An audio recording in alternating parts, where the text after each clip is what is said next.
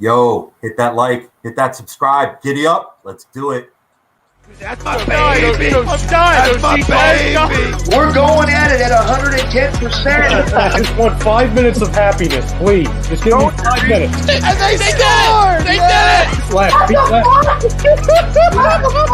What the hell was that? Oh, yeah! What the fuck are you talking about?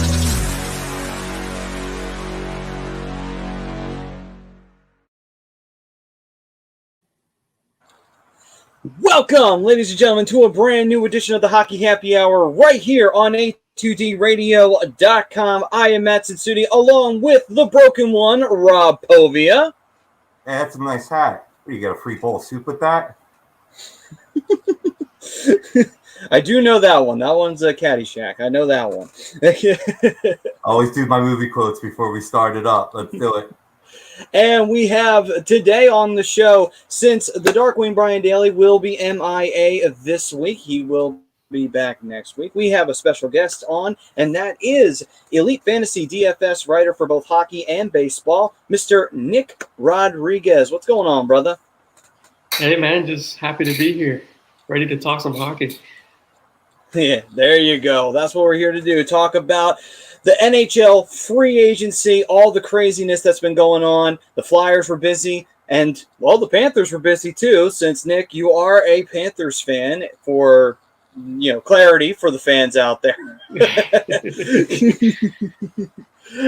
And we've got all of that for you. We got the signings, the trades, some big news that happened as well. And it is all brought to you by Body Check Wellness, which is a line of products that use hemp, but they also have THC-free products as well, which was founded and created by Mr. One Riley Cote, former Philadelphia Flyers and Phantoms enforcer. And let me tell you something, guys.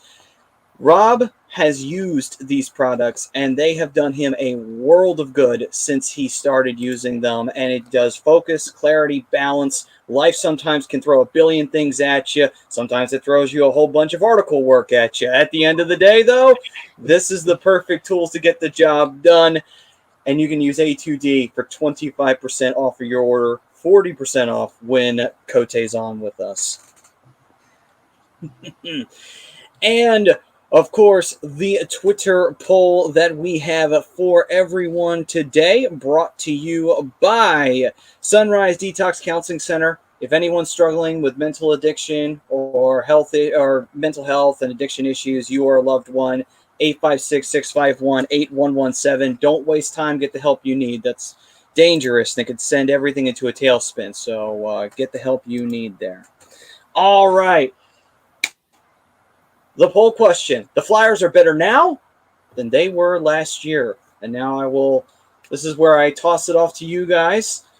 In your opinions, Rob, what do you think? Flyers better now than they were last year? Agree or disagree? You got to say that. I got to agree with that. I mean, the big weakness that we saw was on the blue line, right? And that was certainly a need that needed to be addressed. And Chuck Fletcher wasted no time going out, making a trade for Ryan Ellis, who's a great deep pair, number one deep pairing with Ivan Provorov. And then you don't stop there. You go on and you pick up other pieces to the puzzle. You get a guy that I was clamoring for last year that can take care and, keep people from rushing your net, and that's Rasmus Ristolainen.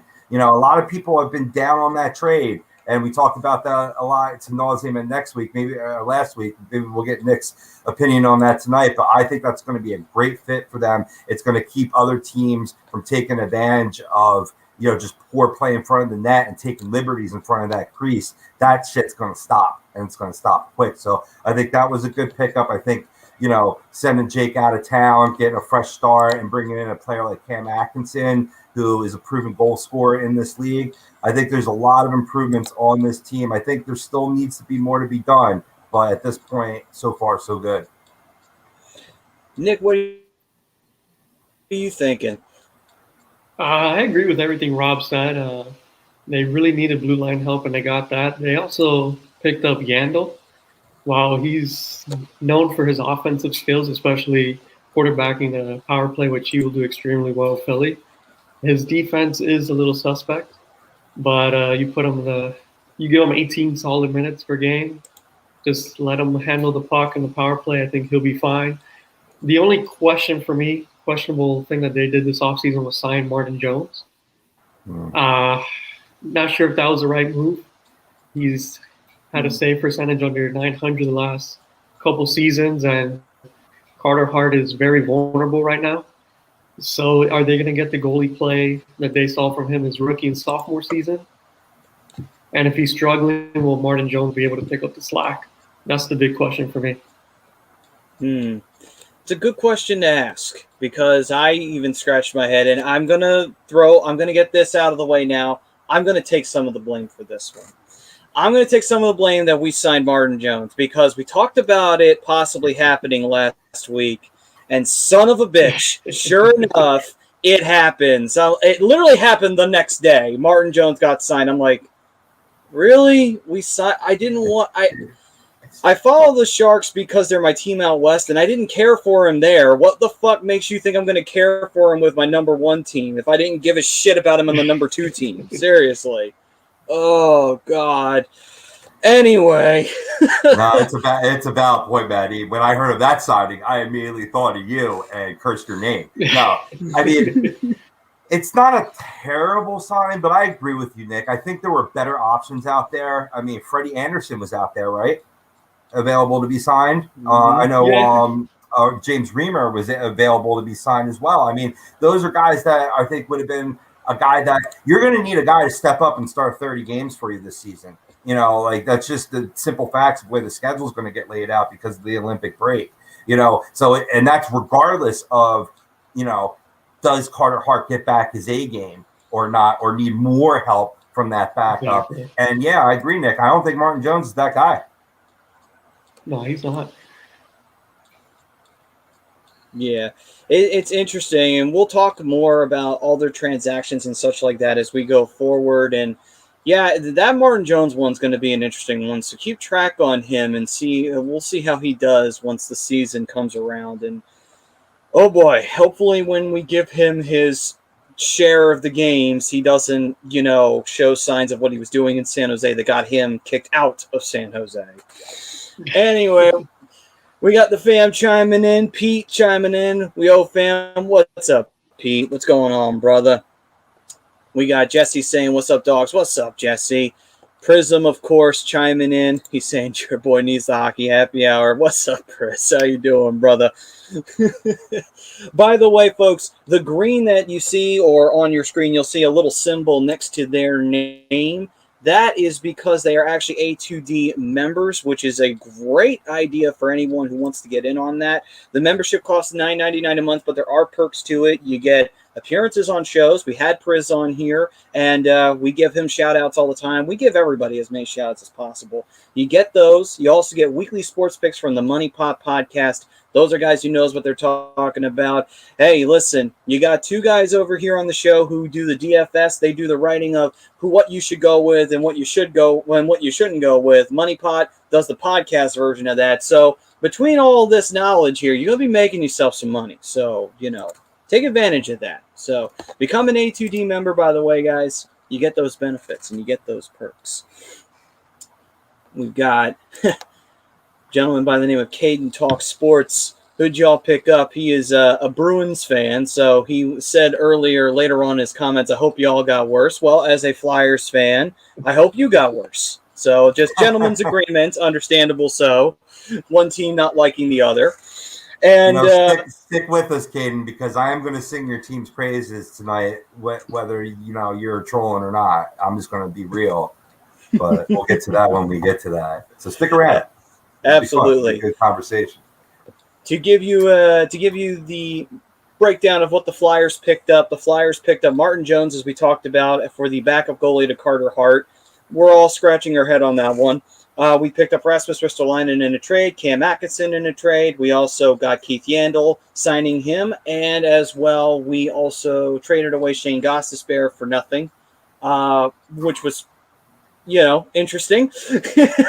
And then, what else did we do? We got this just in. I think they got a bag of dicks in that trade. Oh, they did. So that's the rumor on the Okay. street. All right, That's those were rumor the on the street.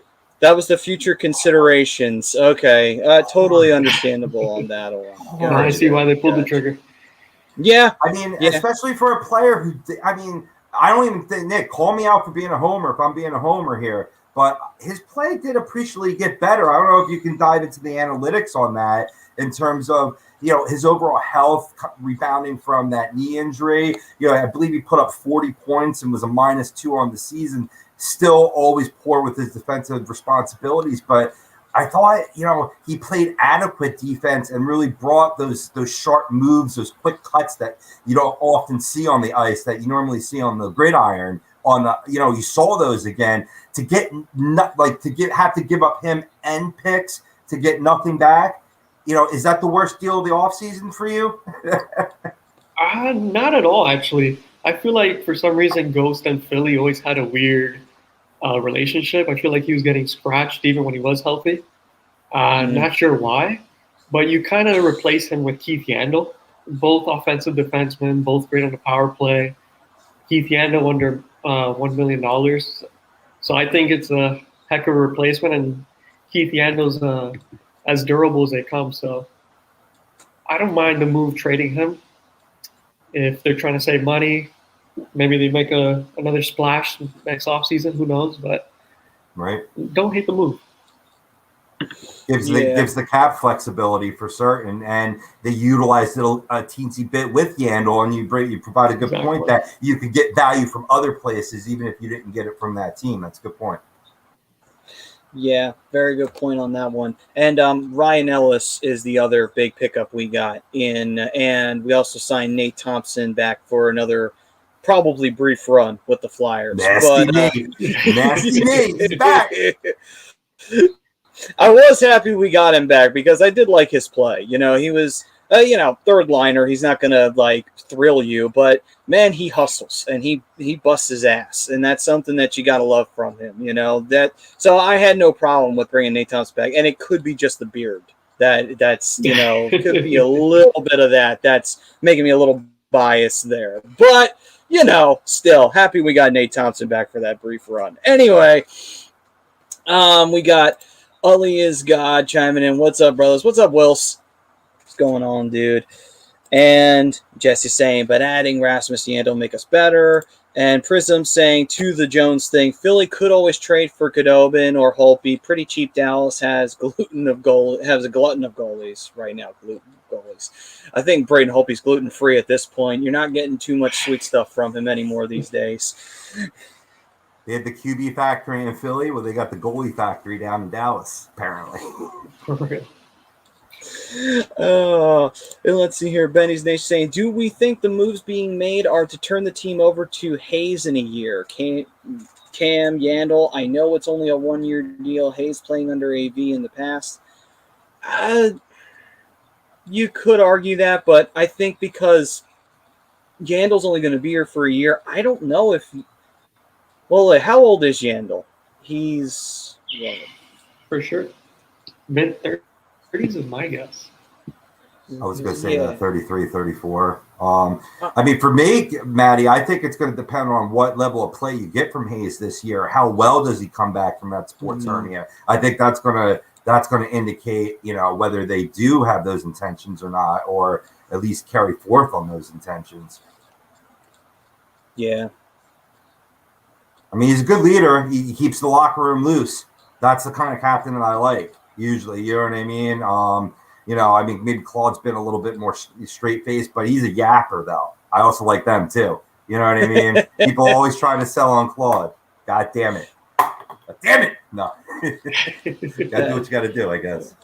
That's all right, though. Claude's probably going to wind up being a lifer since Jake is now gone. It was either going to be him or Jake, and it turned out to be Jake because just by the fact that Jake's contract was still 3 years deep and was worth a shit ton of money that we could not afford to keep around.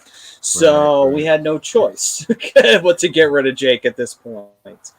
And for cap flexibility reasons.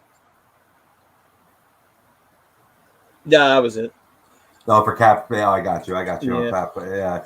Before we move on to the next comment, Manny, real quick, I want to ask Nick, I talked about what my potential worst signing was. What was your favorite signing by any team this offseason? Man, I'm gonna be a little homer here and say the Carter Verhaeghe extension. The guy's an absolute beast, both sides of the puck. And what impressed me the most is he recorded 36 points in 43 games, which may not sound like a whole lot, but the majority of them were even strength. He didn't get much power play time. In fact, he only got 1 or 2 power play goals or points all season. So that, for me, is a huge signing, especially playing next to Barkov, their chemistry together last year. Yeah, no, man. I mean, we have, Priz, that you just made him happy because he's a big fan. He's a collector as well for memorabilia, and I believe he's invested in that young man. In terms of, I think that's a great in terms of like keeping that youthful player, and that certainly answers my question. But maybe bridging upon that, who do you think like filled like the biggest hole, with either a trade or a signing? I mean, we're eventually going to get into who had the best offseason. That was the tease from before, but sort of a little precursor to that. Who do you think really fit that, filled that void that they needed to fill? Yeah, one very random signing that I think was tremendous this year was Suter, the signing for Detroit. He played excellent with Chicago his rookie year. I don't understand why they let him walk for nothing. He could have Detroit signed him for nothing. And after that first season, I would want to do everything to keep him on my squad. He both plays excellent both sides of the puck. He's going to play a lot with Larkin, a lot centering that second line with Fabry. Detroit's not going to make the playoffs this year, possibly next year, but they're building a nice little core for the future. Yeah, agreed. It's a good one. Yeah, absolutely. And we got John Malmos chiming in. I also think we had a few addition by subtraction. I agree. I think we had to subtract in order to add, we had no real options. Also, we still have to re-sign Carter Hart. So right now, as it stands, I don't think the Flyers are going to make any big signings, unless it's a trade and it's for a ton of cap space back and not a whole lot of contract taking on, then that'll be a trade. But other than that, though, I think now it's just the goal of signing Sanheim and signing Hart. That's the last things left on the to-do list for the Flyers at this point. So that's the only thing I'm really looking for is to hear that news. You and me both. I don't mind the Atkinson swap for Voracek, though. The more, at first I was confused, but the more I look at it, it makes sense. Obviously, Atkinson, his big issue is health, but Philly ranked dead last in penalty killing, and Cam Atkinson is known for that. And Rob mentioned earlier he's a scorer, and I feel like Philly has kind of lacked that the last couple of years of putting him and Yandel, especially that top power play unit. I see them making some noise. Yeah, and that was one of the things that I was excited about because Atkinson he was a clutch goal scorer too. I mean, I could recall games where the Flyers were playing Columbus and he would score at the last minute and tie a game. I was like, God damn it! What the hell happened to Columbus? This used to be the team you used to just shit kick right out of your freaking schedule, and just like, who the hell cares? It's Columbus. I can miss this game tonight. The Flyers are going to win it hands down. God, I would like for those days to come back. They may be, but but that's a good point, Matty. You think of also that series 2 seasons, or was it 3? It's hard to tell with the pandemic. Where it was Columbus, Tampa Bay, the first round, where they upset Tampa Bay in that series. Like Cam Atkinson was big in that series, and again too in the follow up where Tampa Bay eventually went on to be victorious. That clutch play. And I think that's something that the Flyers severely lacked last season. Yep. Yeah, absolutely. So, I agree. I think that swap will turn out to be really good for us because I think Jake, he had good moments, not taking anything away from his time in Philadelphia, but I think it was time to move on. It was time for a change, and that was the decision that needed to be made at that point. And Bryce was in the comments there talking, glad the Flyers got better. What's up, Bryce? And we got Mr. Tom Arnone, the head of A2D, chiming in saying, my guys. What's up, Tom? Tommy. All right, gentlemen. So with that, let's dive on in because we got a lot to talk about here, and we're going to start off with a little bit of some news here. So Marc-Andre Fleury, it seems like he will play for the Blackhawks. I know there was debate going on whether he was going to retire or not. He was thinking about it, having discussions with his family. He calls it appealing. So it's interesting that he said that. It's like appealing. It's an interesting choice of words. But Marc-Andre Fleury looks like he is going to put on the red and black for the Chicago Blackhawks. So good move for the Blackhawks if Fleury has himself a strong season. I mean, I think it's a chance for the Blackhawks to kind of feel where they are at. You know, are they still a team that's capable of competing for at least a wild card spot? I don't necessarily think they're a third place team. However, though, if Dallas decides to screw themselves out of another playoff spot, who knows what happens because they did so this past season. But, gentlemen, what do you think about Fleury going to the Blackhawks and now officially looking like he's going to play?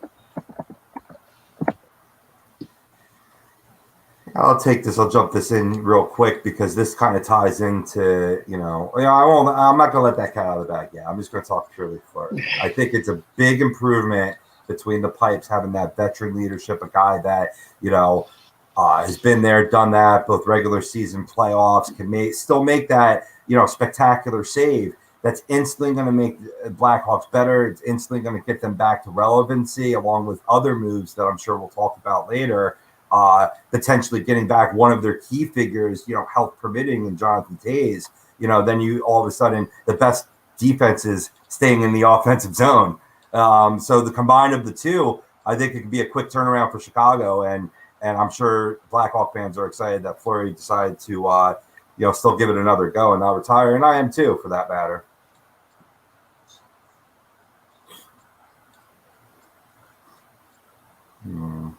So Nick, what do you think? Fleury made the right move? You think he's still too long in the tooth to really contribute? What's your opinion there? No, I think it's kind of like you said. It was a great move for the Blackhawks. They didn't risk much to get him either. I mean, obviously they were depending on what he decided to do, but they didn't trade much, which is a huge win. It was a high risk, high reward type situation. They definitely got rewarded, and I kind of agree. Do I see them finishing in the top three? No, but I do think they will compete for the wild card spot. They still got Patrick Kane. We all know what he's capable of. Alex DeBrincat as well. And then Kirby Dack. I'm just a huge fan of his size, his speed, his two-way game. I think he's going to have a breakout season. They also got Tyler Johnson, who's another guy. I think it was time for a change of scenery for him. Speedy, small guy, plays with a lot of grit. Somebody who I think is going to have a solid season as well. And I like this Blackhawks team. We can't forget about that Seth Jones signing. I'm sure that end of that contract's going to hurt them, but if they're trying to win now, their team's not looking too bad. 100%. I mean, Tampa Bay had to try to shed some of that excess capital that they built up during the playoffs. So Tyler Johnson was a casualty of that, and their loss is certainly Chicago's gain. I'm very excited about that. And yeah, Seth Jones definitely. Got to say, arguably top defenseman out there in this free agent market. If you want to say Dougie Hamilton, I won't argue with you. So yeah, they've had a tremendous offseason. They have. So it'll be interesting to see how the Blackhawks do going into this year with a full 82. We'll see if the Blackhawks can make another run and see if they can get into the playoffs here. All right, then, and on other news topics, this one more Flyer-centric. Former Philadelphia Flyer Kevin Dineen, who's had dabbling in coaching, he is now the head coach of the AHL affiliate for the New Jersey Devils of the Utica Comets. So I don't know how to feel about that. I feel like he turned his back on the Flyers, but, that's just my personal opinion on the matter. On to the other big one that we have for the news, the final one that I got, and that's Pierre-Luc Dubois. He will wear number 80 on his jersey this season in honor of his ex-teammate Matthias Kevlenix, who, of course, tragically passed away on the 4th of July in a fireworks accident. And obviously, thoughts and condolences to the family, and rest in peace. And it's a shame, because a young man who looked like he was about to go on a pretty decent NHL career, and just like that, gone. It's just crazy.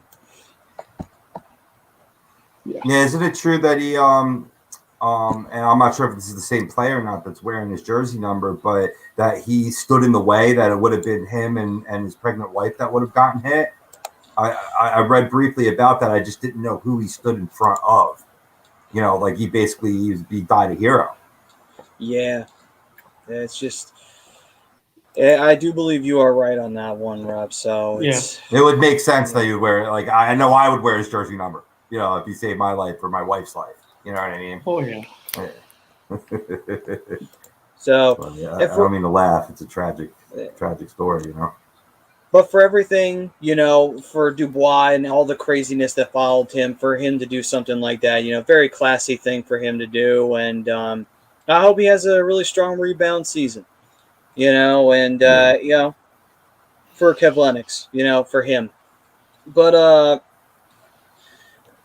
even though that was a little bit of a somber note to end the news side of things on, let's tie into what we were here to talk about. Let's talk about the transactions that were going on. We're going to get into some of these trades, and then we'll get into the signings. So we'll start off here. Some small deals here. Spencer Martin, goaltender for the Vancouver Canucks, going to Tampa. Future considerations. Mitchell Stevens, forward, Detroit Red Wings, going for a 6th-round 2022 pick to Tampa from the Red Wings. Now, this one's interesting. Ryan Reeves is going to the New York Rangers in exchange for a 3rd-round 2022 pick to the Vegas Golden Knights. I'm confused. Why is Ryan Reeves worth a 3rd-round pick?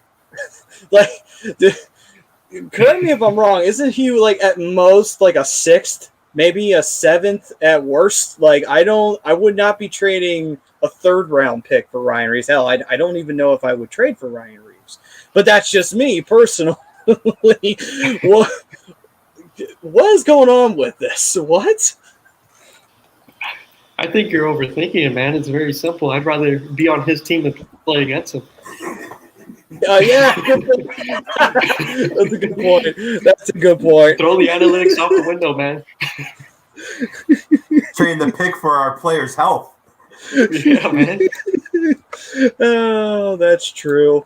I think Benny's does kind of hit this one correctly. Reeves is an answer to Tom Wilson. That is true. That whole Tom Wilson thing, yeah. You can't forget about that, by the way, because, it makes the diminutive Rangers team up front a little tougher. You know, less easy to push around, you know, if they're trying to build that all-around team, which it looks like they're doing. So we do have a question here from Prism saying, who on Seattle Kraken do you have highest on your fantasy board, Nick, as of right now? As of right now, I guess Jaden Schwartz is the guy that comes up right away. He's going to see a lot of minutes. He just got paid. They're going to want him to perform. But another guy I'm looking at who's a little under the radar, I guess, Yanni Gourde from Tampa. Little speedy. It's kind of similar to Tyler Johnson in a way. Great offensive game. He had a great breakout season 2 years ago. Was kind of under the radar last season. Rightfully so with all that star power Tampa has. But he's a guy, I think he will slide into that top line or top 6 for sure. Either playing with Wennberg, who's an excellent offensive center. Not going to score a lot of goals, but his passing is unbelievable. Just look at what he did for Florida last year.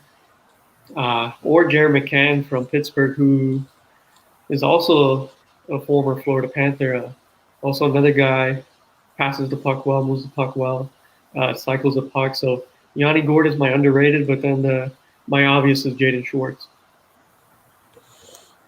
All right, then. And we got There's that expertise, that elite expertise right there, man. That's a fine answer.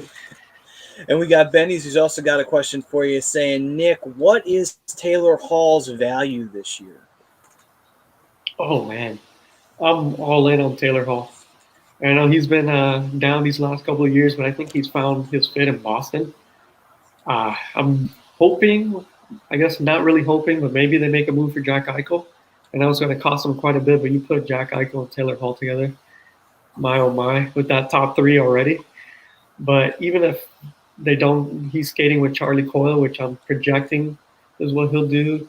I think he'll be perfectly fine, especially playing on that top power play unit, which was already dangerous even before Taylor Hall entered. So I think he's going to be a great pickup this year. All right, then. So, hey, so take that advice. Take it, use it. You could benefit from it. I think you couple the 4-year contract that they gave Taylor Hall combined with the moves. Not really big splashy moves, but building like depth of character moves. Linus Ullmark, Nick Foligno, guys, good veteran leaders in that locker room. An argument can be made that Boston may have had the best offseason this year. That remains to be seen. Yeah, I like that Foligno move. I feel like that's gone really under the radar. But like you said, that veteran presence has been known for his two-way game more offensively, although with age he's gone down a little bit. But he's still going to provide for that third line, probably. Yeah, second, third line. I see him more playing the third line, but he's going to have an impact on that team as well. Yeah, I could agree on that one. Boston's going to be a tough team this year, as they usually are. Yeah, they always are good. Yeah, and their goal this year was to get offensive depth because, last year, if you shut down the perfection line, you shut down Boston. So, and while the Flyers made it seem like that was an impossible task to pull off during the season, other teams were able to do it, like the New York Islanders, and eliminate them from the playoffs. So they would like to have a few more offensive weapons at their disposal this particular season.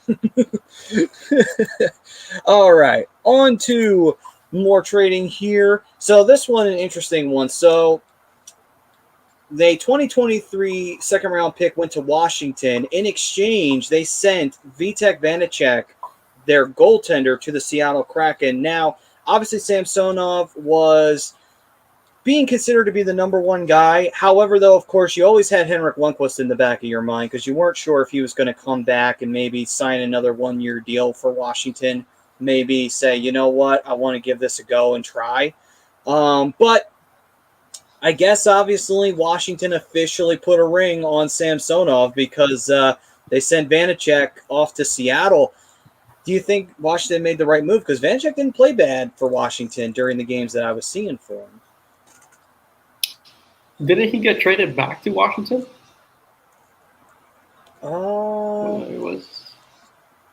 Did he get traded back? I didn't see that trade while I was going through the transactions. I just saw the one where he got traded to Seattle.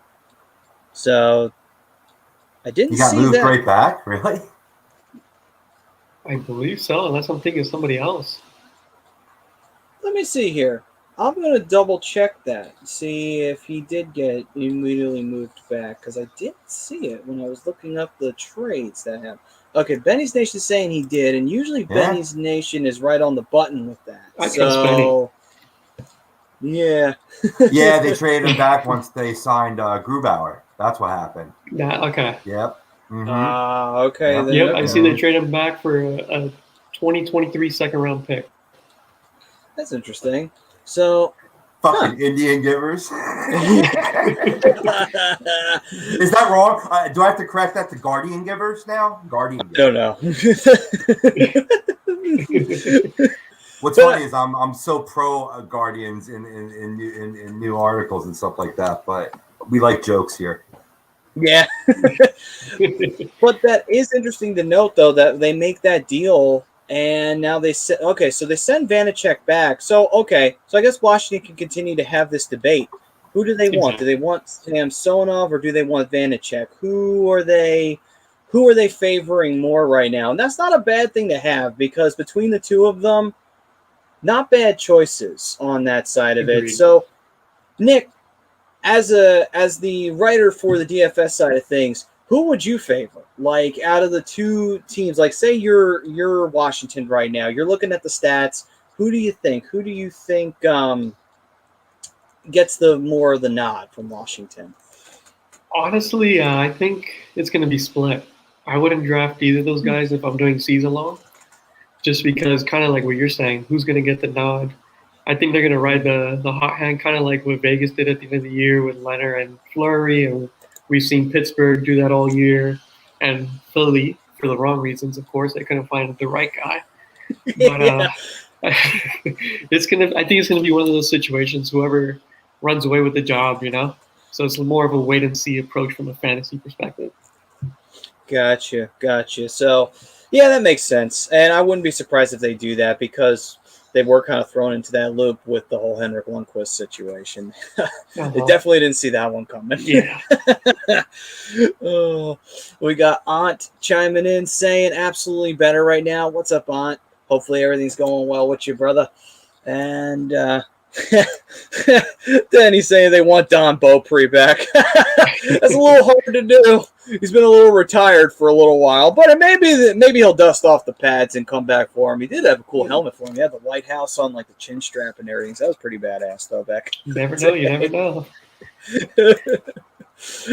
And Eileen's saying, good evening, gentlemen. How are y'all doing? I'm doing fine, Eileen. We got Nick here from Elite Fantasy, and he's giving everybody all of fantasy advice and giving his opinions on the puck talk right now. And Eileen's another one of our big super fans, always checking in, seeing how everybody's doing. So hopefully you're doing fine, Eileen. And let's see here what we got next coming up. We've got on the trades here, we got Daniel Vladar, who went off to the Calgary Flames in exchange for a 2022 third-round pick to the Boston Bruins. The Bruins obviously had Swayman, so I can see where this deal's coming from. They want to send Vladar on his way. What do you think, Vladar? Do you think he's just a strict backup goaltender? Because I kind of get that vibe from him, that he's just kind of the backup kind of guy. He's not necessarily a starter. I mean, he hasn't really had a chance to be much of a starter, with the Rask being somewhat injured, but always having the starting position guaranteed. Do you feel like that's more of that situation, that he's more of a backup guy from Vladar on his perspective? Yeah, I think so. It's one of those that's also tough to read. It's more we got to wait for training camp and see how it goes. But I feel like he's more of a backup right now. Gotcha. And that's going to be a big piece to Bruins offseason. Do they re-sign Tuukka Rask, who's a unrestricted free agent right now, or do they start? I mean, they're going to eventually need to start migrating away. Just the nature of the game. Everybody gets older, but I like. Don't they have that kid Swayman? Am I correct in that? I kind of like his goaltending play. Yeah, and I do believe that that's what facilitated this deal, because I think they want to go with Swayman because he's younger too, and so I think that's why they wanted to send Vladar on his way. I think Bruins are they're trying to get ahead of the curve. They're seeing that Rask tunnel is getting to its end, and they're seeing the light at the end of it. They hope that Swayman is that light at the end of that tunnel. Not to say that it's been a bad period for Boston with Rask. It's just era's got to come to an end at some point. Sure. No, I mean, that's what I get for jumping in on, half the question. I didn't know if you said Swayman or not in the beginning.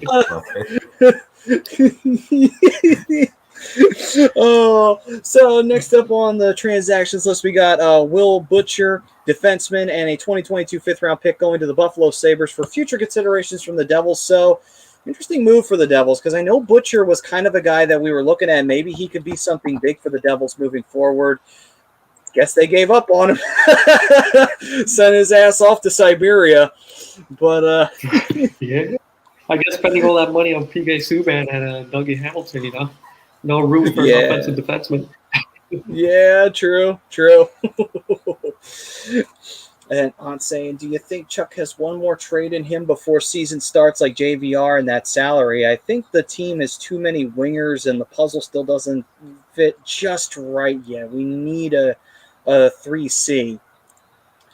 Well, it's definitely something that we have to look at. I mean, again, big moves, why I say it would be a JVR trade, but it would have to be a JVR trade where we do not take on his contract at all. And on top of that as well, we still get a contract back that's not cap heavy, because we still need to keep the space going for Carter Hart and for Sanheim. And again, we don't know what Hart wants to, and we don't know what kind of ball game they're playing there. Are they playing hardball and saying, well, kid, you got to kind of prove it for your big boy deal? Or are they going to appease him and say, no, we know you're the future? So, because that's the problem, because he's coming off of a rough year.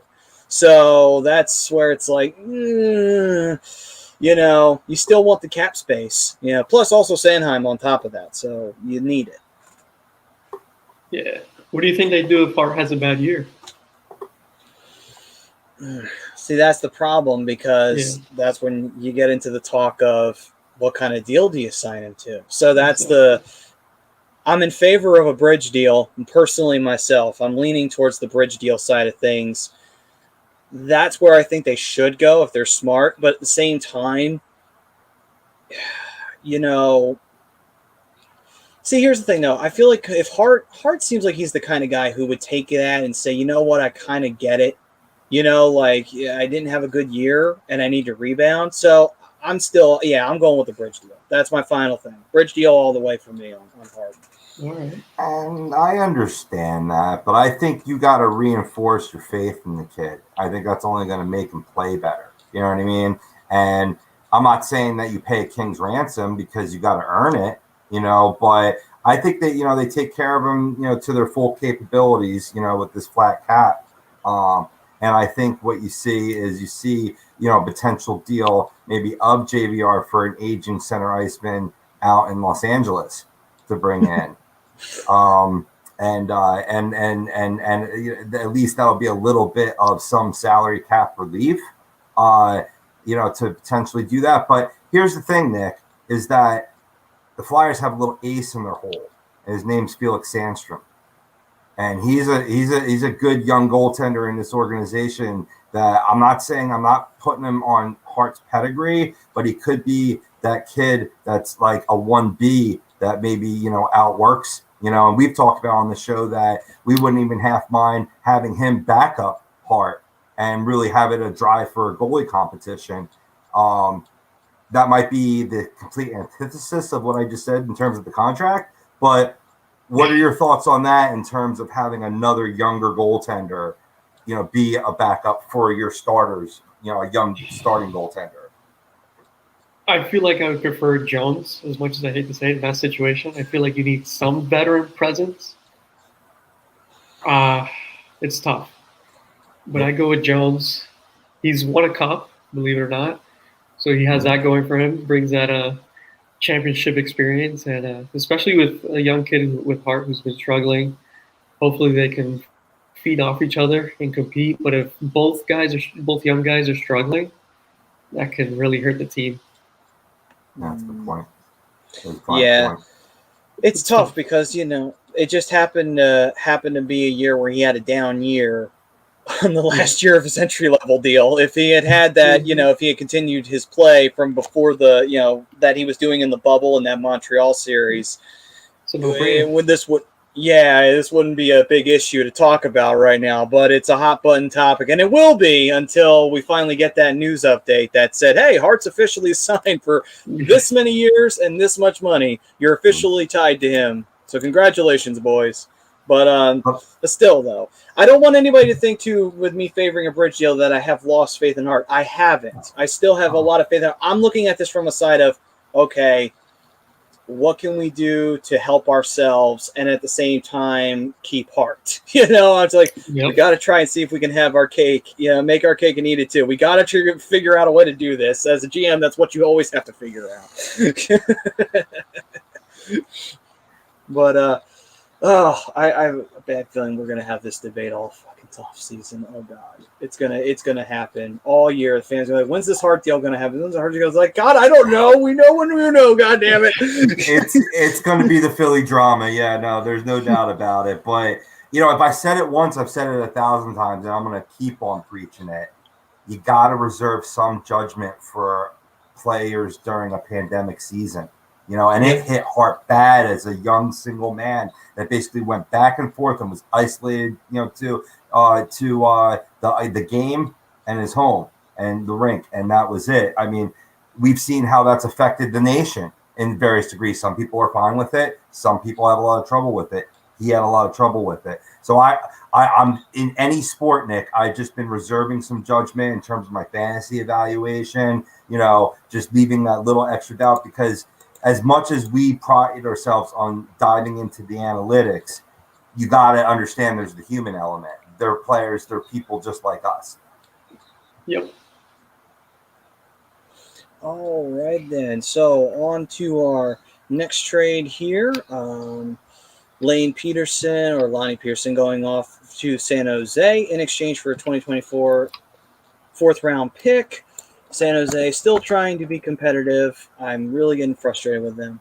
On to Evgeny Dadonov. I just said Dadonov. Say San Jose, and one guy comes.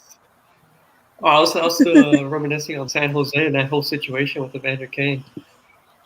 Oh yeah, and that big news. I was going to save that for a moment. That he's officially under investigation too. Apparently, he might have been betting on games, he's denied, saying that his wife is making shit up. But it's like, I'm not going to throw that out of Evander's wheelhouse. It is very possible he's done that. So it's like, oh god. Yeah, unfortunately, yeah. Oh my god. That's a whole nightmare right now, just to add to the slew of nightmares that we've got. But so getting back to the trade talks, Evgeny Dadonov, forward, former Florida Panther, going to the Vegas Golden Knights. In exchange, the Ottawa Senators getting Nick Holden back and a 2022 third-round pick. Dadonov hasn't exactly been the same really in a while, I wouldn't think. Not since. He didn't have a strong year last year. Yeah. And then Brendan Millens, defensive rights traded to Toronto, exchanged for a seventh-round pick to Minnesota. Here's one that's interesting. So Edmonton trading Ethan Bear to Carolina, who was a big defensive prospect that Edmonton was really trying to make a project out of. In exchange, Warren Fogley going to the Edmonton Oilers. Interesting. Do you think – what is going on with Edmonton? Like, what the fuck is going on with them? Christ. Yeah, they make some moves I like, and then they take two steps back. It's like a typical offseason for Edmonton. That's true. It's like, I like the Hyman move, even though they paid quite a price tag for him, but I think he's going to fit really well with them, especially skating next to McDavid and helping him on the defensive side of things. But then you trade away a guy like Ethan Bear. I know they have Barry and they have Nurse, but man, I'm speechless, Yeah, I would be. I would be very speechless on that one. I was speechless when I saw it, and I was like, Ethan Bear. Is when he's supposed to be like your defensive hero for the future? But anyway. Final trade here that I got, Nikita Zadorov, defenseman, going to the Calgary Flames. In exchange, third-round pick for 2022 going to the Chicago Blackhawks. So those are the trades that I have found so far on the market. And before Nick signs off, because I know we got a little bit of time left before he pieces out, Nick, just wanted to say, is there any social medias or wise that if the fam here wants to get more of your opinions on DFS and what have you, where can they go to hit you up? Yeah, man, you guys can follow me on Twitter at NickIsANet. I'll be posting a lot of Homer stuff, so Florida sports stuff, but I'll also be posting a lot of DFS content, and I follow a lot of beat writers, especially for hockey intensely, so you'll see me retweet a bunch of their stuff, so you'll get all the news and all that from me. No need for Woj or Shams, Nice. Nice. And before you head out, the question that we had in the description, who do you think had the best offseason so far? It's not over, but who do you think? Yeah, I like what Seattle did, but I think they overpaid for some guys. But I'm going to have to say Detroit. I know I mentioned Suter earlier, but they got that goaltender from Carolina for nothing. They're building around Larkin, even though they traded Mantha to Washington, who exploded for Washington that second half of the season. I like what Detroit did. And I mentioned Florida, but another one, I'm going to say Philly. Although, big question mark around Martin Jones. I do prefer him over having two young goaltenders, but I like the Yandel move for the peanuts they signed him for. And I like the Ryan Ellis move a lot, even though that those last couple of years are going to hurt Philly. But if they're trying to win now, and if Ellis is healthy, I think that's really going to help them, especially on that D line to help Hart. Yeah, and awesome. Thank you. We're hoping for. Very rarely do we have somebody outside of Philadelphia say that Philadelphia did something right. Usually we always get the rival who said, no, Philly sucks. Considering the cap and what they had to do, I think they had a solid offseason. Nice. Well, awesome. But so listen, Nick, we would thank you for joining us. If you want to give a quick rundown, how do you feel Florida will do, before you sign off? Do you think the Panthers will be back in the playoffs? Do you think that they'll finally break this first round bullshit that they've been going through for the better part of 2 decades, really, because they haven't gotten out the first round since they went to the finals. So what are you feeling here on this Panther season coming up on you? I mean, I love their squad, but you gotta beat Tampa, Toronto, and Boston. And those guys are always at the top, so you have to get a wild card spot. And that Central and East is always so competitive. I think they're gonna have to get over 90 points just to make that wild card spot. And unfortunately, as much as I want to say they do it this year, I think they're gonna find a way to disappoint me. I guess that's part of being a Panthers fan. So I'm going to say they just miss it, just like every other year. And it's going to be Tampa, Boston, Toronto as usual. Oh, man. I hope not. I'm so sick of looking at Boston in the playoffs. When they do win, Nick, and they do finally hoist the cup, it's all worth it. All the pain is all worth it. I mean, that's what it's better to be surprised and disappointed, right? Yeah. That is true. True. I'm pretty damn old, and I haven't seen my team win a cup yet. So, insane. I would say this is the year, but I don't want to lie either. Yeah. This is a good comment right there.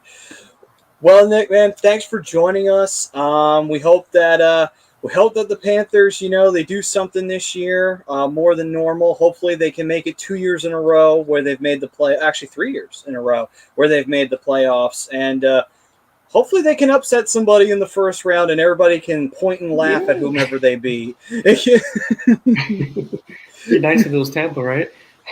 Yeah, because then everybody be like, oh, cool, Tampa's chokers again. Awesome. This is the world's better. It's like, yeah.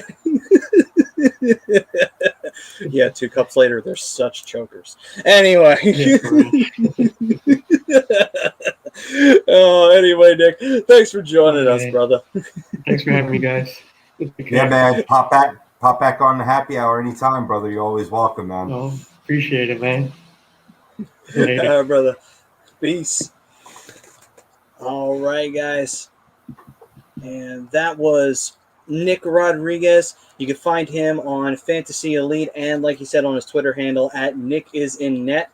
And that is capitalized with Nick with capital N. I respect that. That's proper. Yeah. That's proper handle hashtag grammar. We all know I have a flair for the editorial side, so yeah, I approve. It is a fabulous Twitter handle, especially for hockey fans. And yeah, I can attest. Obviously, I follow him, and yeah, I'm getting a lot of my hockey news. It's like I don't even have to join a list; it's right there on his page. You want the latest for your DFS team, for your fantasy teams. You want to sign up for a subscription to get his articles. You can go to elitefantasy.com, hit the join now button, and I do some work there too. But ultimately, we also want to provide that here too at A2D Radio for you as well. So stay tuned for that. But in the meantime, get your hockey knowledge. Nick Rodriguez at Nick is in that. Absolutely, man. It was a pleasure having him, man. It's so great having some of the guys that I work with over there, Maddie, because we all know each other, but all through email and Slack chat and, maybe some conference calls, but we never know what the fuck we look like. So besides, like, you may one picture you might see in a hand, in your profile pic or what have you. So it's just the nature of the world we live in, working remotely. Yeah, absolutely. Jesse Davis saying, "What's up? What's up, Jesse?" Yeah, I mean, it's cool to always have people on. It's always cool to have people, especially DFS writers, because sports, a lot of fantasy players. So it's always good to get an opinion on someone who's, in the thick of it every season to make sure that you get the money, Oh, 100%. Yeah, we'll have Nick back on too during the season whenever we get into like some of the Corsi numbers, kind of like what analytics he focuses on and what have you.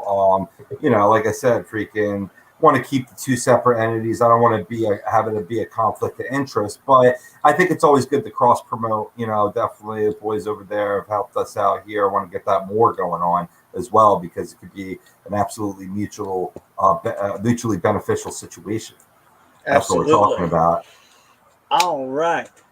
And as we hope that you guys will take that advice and make some money, it's time for us to continue our trek into the NHL offseason.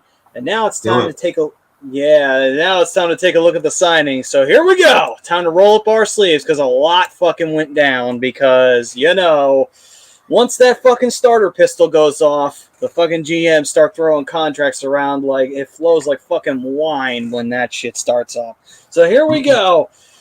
Austin Strand, this just happened today. Austin Strand, defenseman prospect from the LA Kings, 1 year, $771,750,000. I love how specific the money is. I just love that. When they get into that kind of numbers, there's like, why wouldn't you just round up and go to 780,000? I don't know. Anyway, the Devils making a couple of interesting signings here. So Igor Sharankovic is the proper way to pronounce that.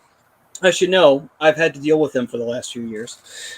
Forward for the New Jersey Devils, signed 2 years, $4 million.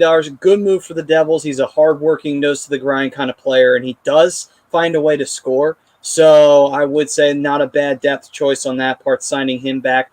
Thomas Tatar, who spent the last 3 seasons in Montreal, making a Stanley Cup Finals appearance this past season, comes to the Devils as well for 2 years and $9 million. The Devils are trying to stack up. They're really tired of missing the playoffs. just to be fair and call it down the middle, my disdain, but they've had themselves a really good offseason as well. They landed W. Hamilton, as we referenced before. They got the goaltender that I wish the Flyers signed, in Jonathan Bernier, to a 2-year deal on top of the Tatar and the Sharankovic signing. So, definitely. I think there may be, a couple poor pieces away, and I don't think that gets done this offseason, but this definitely has made the Devils a better team. Yeah, absolutely. And Eileen asking, where is Ron Hextall currently? He is currently the GM of the Pittsburgh Penguins. Nope. He's locked in my basement, dude. Like with Dr. Dre. Oh, love it. You're never going back to Pittsburgh again. Hexy puts the lotion in the basket. Hexy does what he's told. He gets the hose again.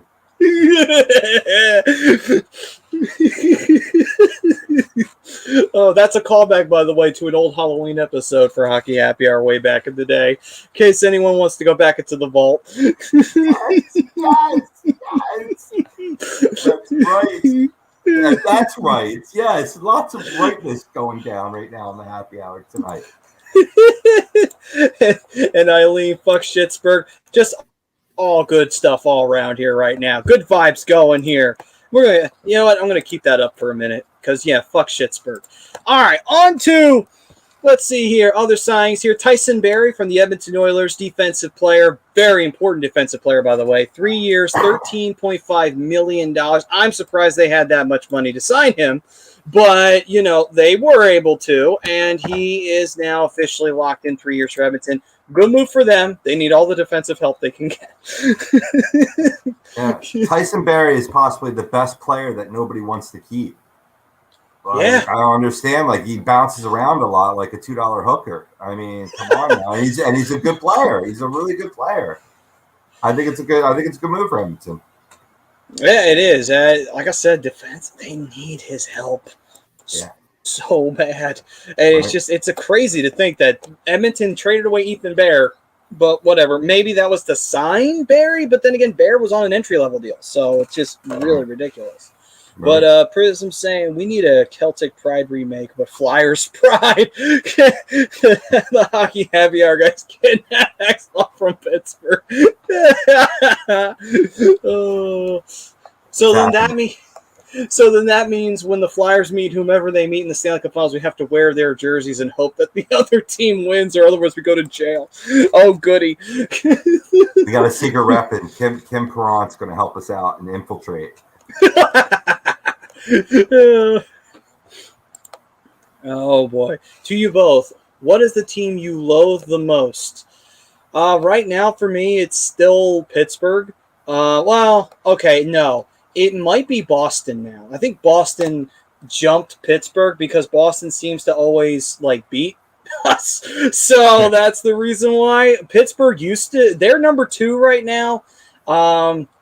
I want to move Buffalo back up. I can't. It's like, God damn it, that pisses me off. Why can't Buffalo be decently good enough, but still good? It's still bad enough so the Flyers can stomp them every time, like back in the 90s.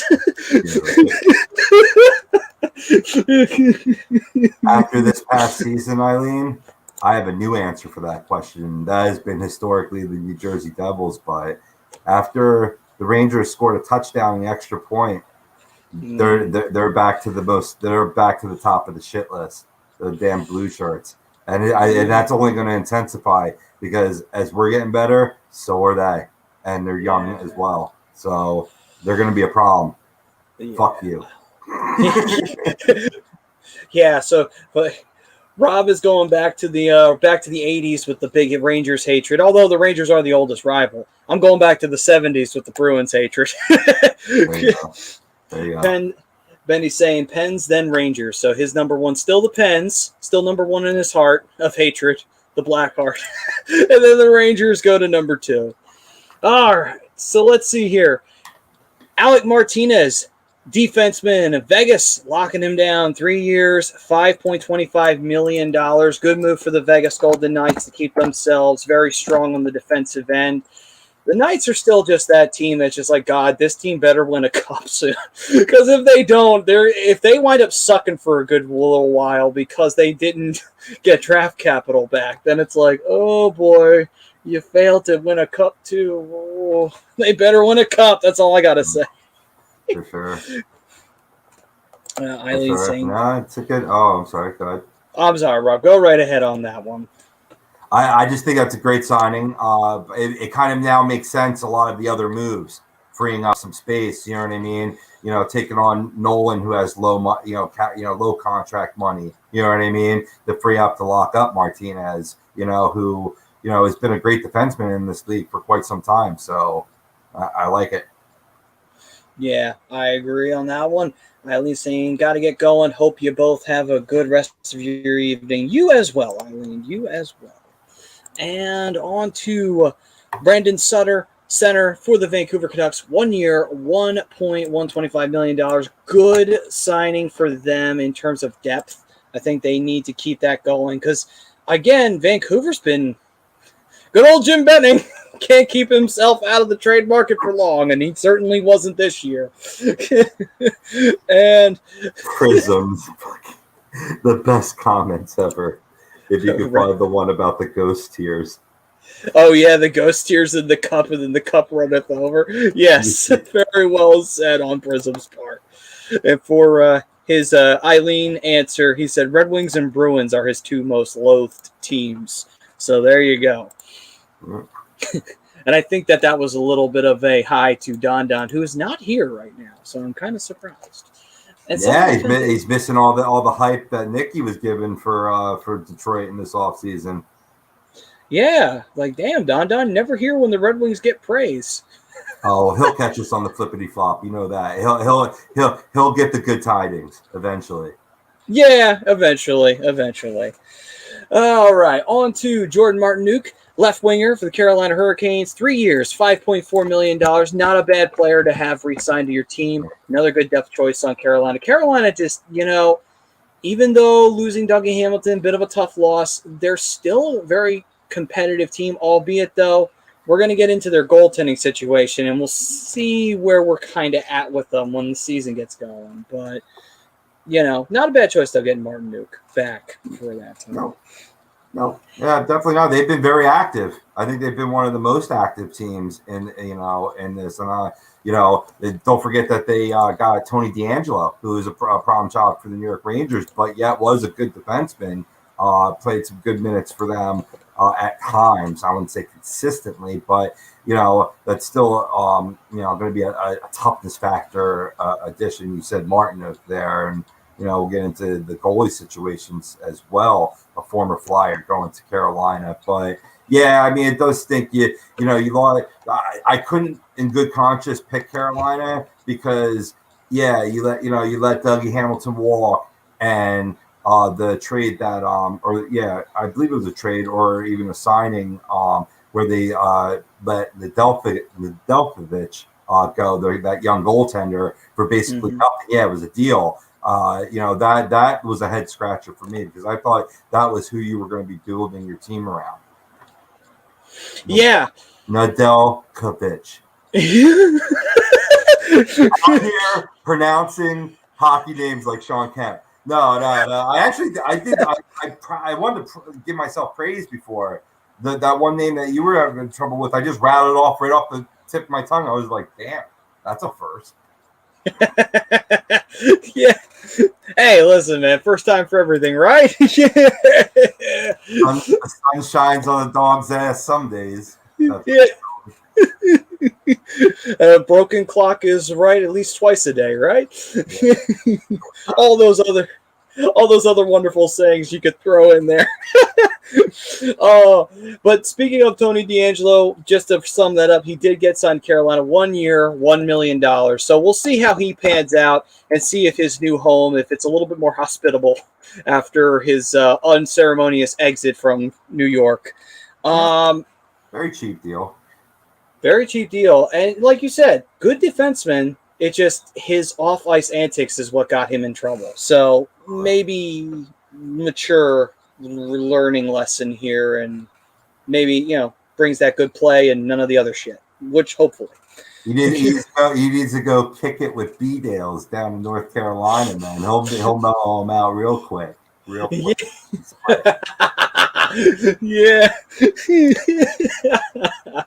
I like that.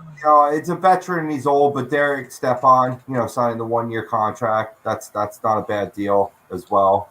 That the Hurricanes did earlier this offseason. So, sure. It's 1 year, $1.35 million. Not too bad. He's actually only 31 years old. No, let me correct myself. I'm sorry. Pardon me. He could definitely be a good, good assistant captain on this team.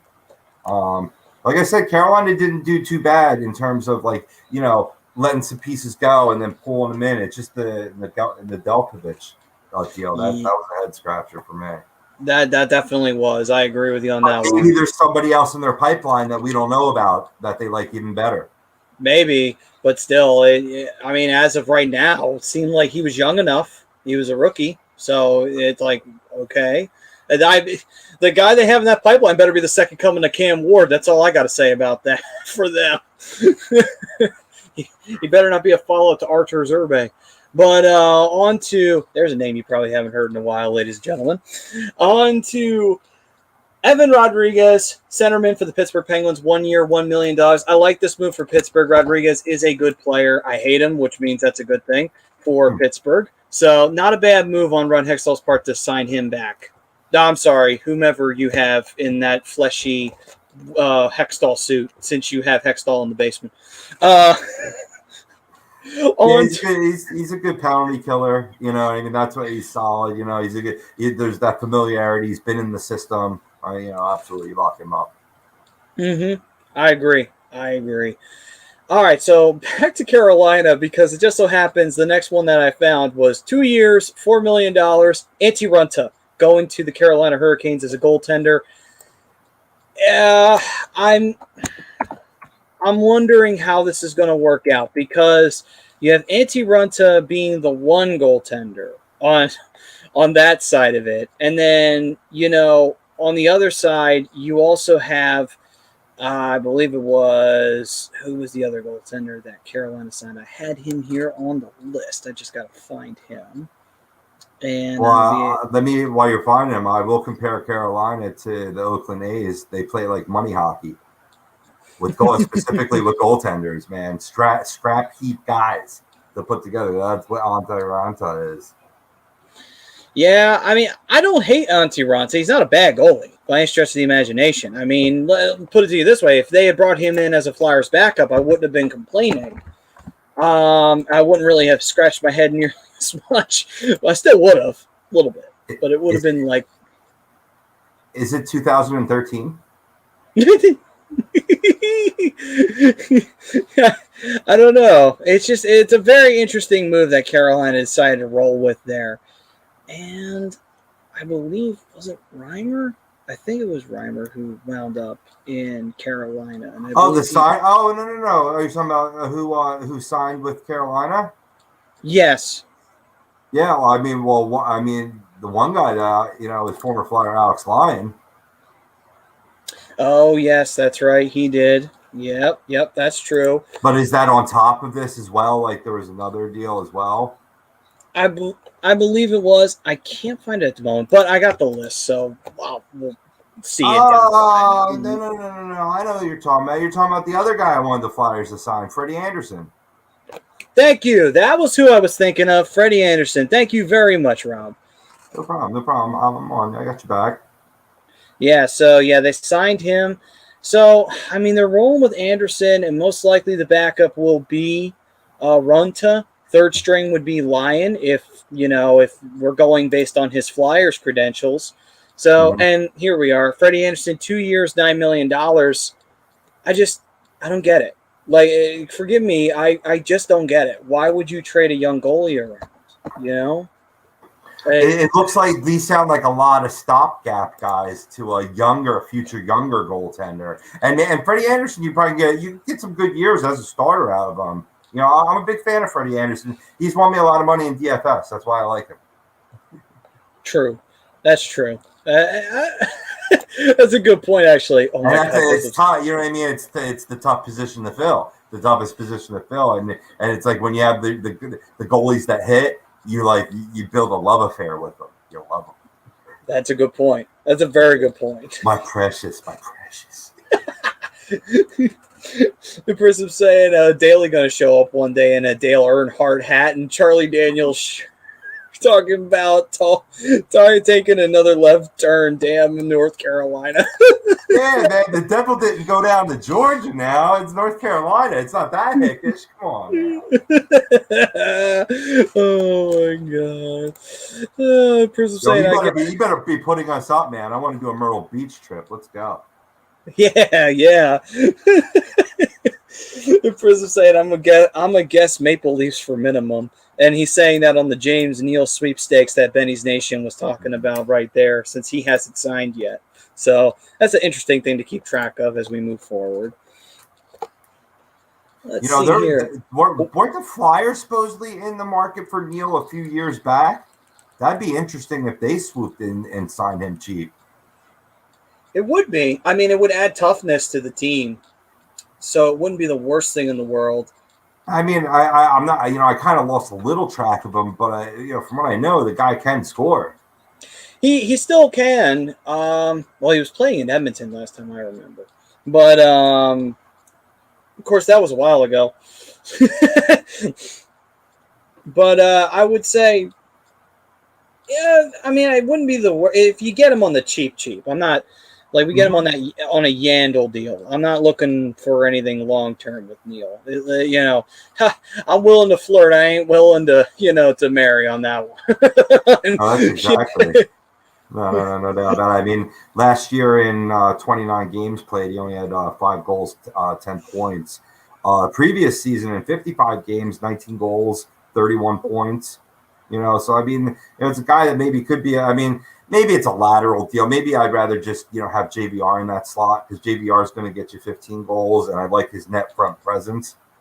You know what I mean? And let's not forget the first third of last season, we were singing fucking JVR's praises, and now everybody wants to trade his contract. You need those type of guys on your team. You know what I mean? It's not like baseball where you can have like a superstar in every position. It's like hockey is just so much more team oriented. Where you need character guys, you need everybody to fill those roles. And if you have too much talent, that's never going to be to a detriment. But we see in Toronto, it has been at times. Yeah, it has been. I mean, well, look at it this way: when the Flyers were trying to get superstars at every position, how many cups did we win doing that? We got to the 2004 and the 2000 Eastern Conference quarterfinals, but we lost both of them. And we really embarrassed ourselves in 2000 because we gave a 3-1 fucking series lead back to the fucking Devils. And you wonder why we don't like the Devils around these parts. So, yes. So again, following that philosophy may not be the best route to go on that, get a superstar at every position. But Prism did say Neal's a fourth line checking liner, so not a bad get for toughness reasons, but that's pretty much it. Like I said, cheap, get him on a Yandel deal. That's the only time I'd be comfortable with getting him. So let's see here. Next up, Ryan Suter going defenseman to Dallas, 4 years, $3.65 million. The big winner of the Ryan Suter sweepstakes. What are you thinking on that one? I think that's a fabulous deal. I mean, certainly, you paid min value. You knew you were going to pay min value for a player that got bought out because that's just the contract situation. And Dallas, I think that's a great addition to the Blue. This was a guy I was interested in for the Flyers before we made the other deals to bring in the defenseman, which kind of, negated, the necessity of it. But, basically he got bought out not because he was playing poorly, but because the team was moving in a different direction. Those are situations like that as well, where they have a younger core, group core, and they got to move on. So, yeah, I agree. And we go here to Toronto, getting former Philadelphia Flyer Peter Marazzi, although he's probably more known for his Detroit Red Wings and Carolina Hurricanes runs. And they signed him to a 3-year, $11.4 million. So basically, Carolina swapped goaltenders with Toronto, and not even in a trade, just in free agency signings. And as ironic as that is, what do you think about this move from Toronto signing Peter Marazzi? Kind of out of necessity. You know what I mean? You had a big hole to fill in goaltender there. So, your hands are sort of tied. I mean, I don't know. I've always been a guy that's been down on Marazzi, but he has played solidly in that for the Hurricanes. I can't argue too much with that. But just taking a look at their depth chart here, in terms of for goaltending now, Jack Campbell is the young guy, was the reclamation project. Now you have the opportunity to see Kenny handle the starter's workload. He looked good in conjunction with Freddie Anderson, but can he take that next step? I mean, I remember this was a guy that I stashed in dynasty leagues for the NHL. And I think this is the guy, coming off a season where he had a 2.15 average, 921 save percentage and 2 shutouts in almost 1,300 minutes. I mean, he was showing he lost his way for a while. He was looking like a bust. Now we'll see if he's fully back here. Yeah, true. It'll be an interesting move to see what they do with it. We'll see if Campbell can handle it. I mean, that would be the only reason why. I mean, there were a lot of people who hated Anderson, and I don't really blame Anderson for the shortcomings. I blame more of just the fact that Toronto couldn't get the job done when it mattered the most. I don't know if that's all. I don't think that's all necessarily Anderson's fault. I think the team failed, just in general, really. And that's the way I looked at it. I don't think it's all Anderson's fault. But there are a lot of people just were shitting on him. I guess. Well, they got their wish. Careful what you wish for. Better hope Jack Campbell turns out to be the best thing since sliced bread. Well, he's going into his 29-year season, so I mean, this is when the proof's in the pudding, and really he can hit his stride. I mean, this gives him the opportunity now, certainly, and then you bring in Marazzi, could certainly be a good, veteran mate to back him up there. I like it, I mean, in terms of they kind of acted late in terms, they didn't jump on some of the other names that got eaten up, previously. Yeah, true. Prism saying, great deal for Dallas. He's going to play along with either Klingberg or Miro. Either pairing is going to be nasty. That is true. Dallas definitely doesn't want to miss the playoffs this time around. And saying Carolina got so much worse. If Carolina falls out of the race early this year, oh boy, heads are going to fucking roll down there in Raleigh, because that's not good. A team that looked like they were on the cusp of being competitive for a little while down the line. Oh, boy. I mean, they still got that good core together, though, too, so they're not going to be bad. And we talk about, there's a lot of additions, They do have a lot of depth now. But, yeah, the shit could hit the fan for, a head coach that just won a pretty prestigious award for coaching. And could you go from one end of the spectrum to the other? Like that, possibly. I don't know. Be a great accomplishment. I think they should give an award for him that year if he pulls that off. But give him a double-edged sword. Anyway, here's the plan, Maddie. Here's the plan. Let's root for Carolina to do poorly. They eventually let Brindy go, right? The Flyers continue to flounder with AV. AV gets fired, and you hire Rod Brendamore to head coach the Philadelphia Flyers. How about that now? We win the cup. Parking lot. How about that now? There we go. There we go. You like that? Yeah, we're going down broad on that one. Totally. We got banners that'll soon be added to the Wells Fargo Center and cup ones. One could hope. I mean, the case history for former players being head coach of the Flyers, not so great, but I think Brendamore can buck that trend. That's true. I mean, to be fair, though, also outside coaches, I mean, Freddie Shero was only, the second coach in franchise history? So, there's that. So, we brought in Mike Keenan, who was an unknown. So, and he got us to 2 finals, but we didn't win. So, he wasn't a former player. So, there you go. We haven't had luck on either side of the spectrum. Let's just put it to you that way. Oh, Prism saying, I don't like the goalies. I don't like adding a powder keg like D'Angelo to a young core team. I think a veteran team would be one to try to give D'Angelo another chance and maybe rein him in.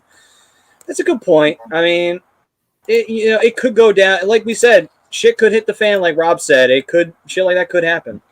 They could cut D'Angelo like that, though. Like you said, it was only $1 million deal. I mean, you could just, and you also brought in, you're ignoring Priz that they brought in Derek Stepan, who could be, a good, and do they have some playing time together? I don't know how many years D'Angelo has played. I'm not, in terms of that, that's fun.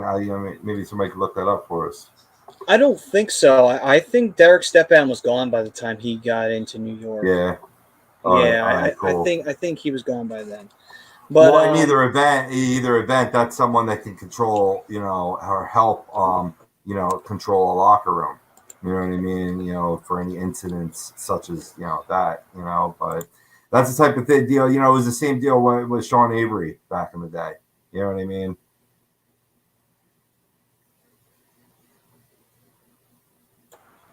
Yeah, I agree.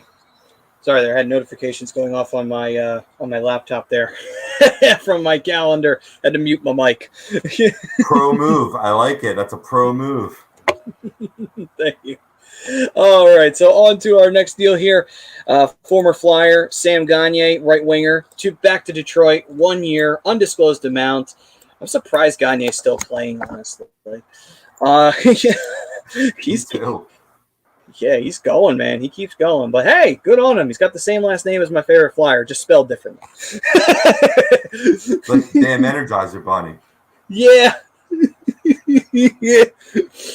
Other deals. Alex Winberg going to the Seattle Kraken. Centerman, 3 years, $4.5 million. I don't mind this deal for Seattle. For an expansion team, not a bad player to go grab for 3 years for a cheap price. I'm not upset with it. Agreed. Let's see here. Blake Coleman, left winger, going to Calgary for 6 years, $29.4 million. The investment has been made on Blake Coleman. Think this benefits Calgary? Yeah, big time, man. Absolutely. I mean, it could be a nice calming presence there. Yeah, absolutely. And by the way, Prism saying perfect comparison with D'Angelo was Sean Avery. But I mean, they had a severe. I'm sorry, Matty. I just wanted to be sure before I said this point that they had a need for a center iceman, and he fills that need. True, very, very. I forgot whether he was center iceman or winger. I was pretty sure he was a center iceman though. I gotcha. All right then. Keeping up with former Philadelphia Flyers, Calvin Peckard. You remember that guy? He was the only one who had gritty on his mask, but he played for the Flyers for 2 seasons actually, and he just got signed to Detroit. What is it with former Flyers in Detroit? Anyway, unknown length and unknown amount, so I have no idea how long he's going to be there for. He's probably not even going to see a day in a Red Wings jersey, but still. He's getting paid in beer and cigarettes. Let's just call it like it is. Yeah, he's being paid to freaking drive the Zamboni on the ice for Caesar's Pizza Arena. You won't say he's getting paid less than the emergency goaltender. Foster made more money for his one-time appearance for Carolina, beating his team that employed him. That's funny. All right. So let's see here. On to Florida making a deal. Maxim Mammon, centerman, 1 year, $975,000, which is a depth move for them. Sean Corrali, centerman for the Columbus Blue Jackets, 4 years, $10 million. He gets signed by the Blue Jackets. I don't mind Corrali's gameplay. It's an interesting value that they're paying for him. I don't know, maybe a little bit of an overpayment, at least in my opinion, my personal opinion. That was my gut, overpaying. Yeah. And Prism saying agree. Calgary made a great signing with Coleman. And let's see here. Next up, Luke Glendening to Dallas, 2 years, $3 million, center ice. Not a bad choice there. Luke Glendening's a solid player and a good contract for him. Strong face-off man. Yeah, absolutely. I agree. That's definitely going to be beneficial for Dallas if they want to get back into the playoff hunt. Former Philadelphia Flyer, now officially in the alumni column. Give a salute to him. Mr. Brian Elliott, Moose, no longer in the orange and black. He will now be wearing the blue and white of the Tampa Bay Lightning as he signs a 1 year, $900,000 contract to play backup to Andrei Vasilevsky. So good luck to Elliott. Hopefully he has a good handful of games playing for the Tampa Bay Lightning. He's rooting for a three-peat. Yeah, he's hoping for that since he missed that run for St. Louis. So let's see here. Alex Goligoski for the Minnesota Wild. That was a name that shocked me. I had not seen that name in a while. 1 year, $5 million. He'll be playing in the green and red. Zach Hyman for Edmonton. Nick brought this up. 7 years, $38.5 million left wing. Again, just overpaying on this fucking offense. I mean, I'm not knocking Hyman as a player. Just they really need to focus more on their defense. What the fuck is up with Edmonton? You signed Tyson Berry to a solid contract, but then you sign a big contract here for Hyman. Again, not knocking them. Just the fuck are you doing, Edmonton? Apparently, they're big fans of Paula Abdul up in Edmonton. Apparently. They take 2 steps forward, and then they take 2 steps back. Oh, my God. Edmonton just shaking my fucking head on this one. All right, on to Travis Hammonic. Vancouver getting him 2 years, $6 million. Good move for Vancouver, getting some defensive solidity to them, something that they were not having last year at all. Don't mind Travis Hammonic's play. 2 years, decent contract. I think he'll do well for Vancouver. And let's see here. Speaking of Vancouver, Halak. There we go. Yaroslav Halak going to the Vancouver Canucks, 2 years, $3 million.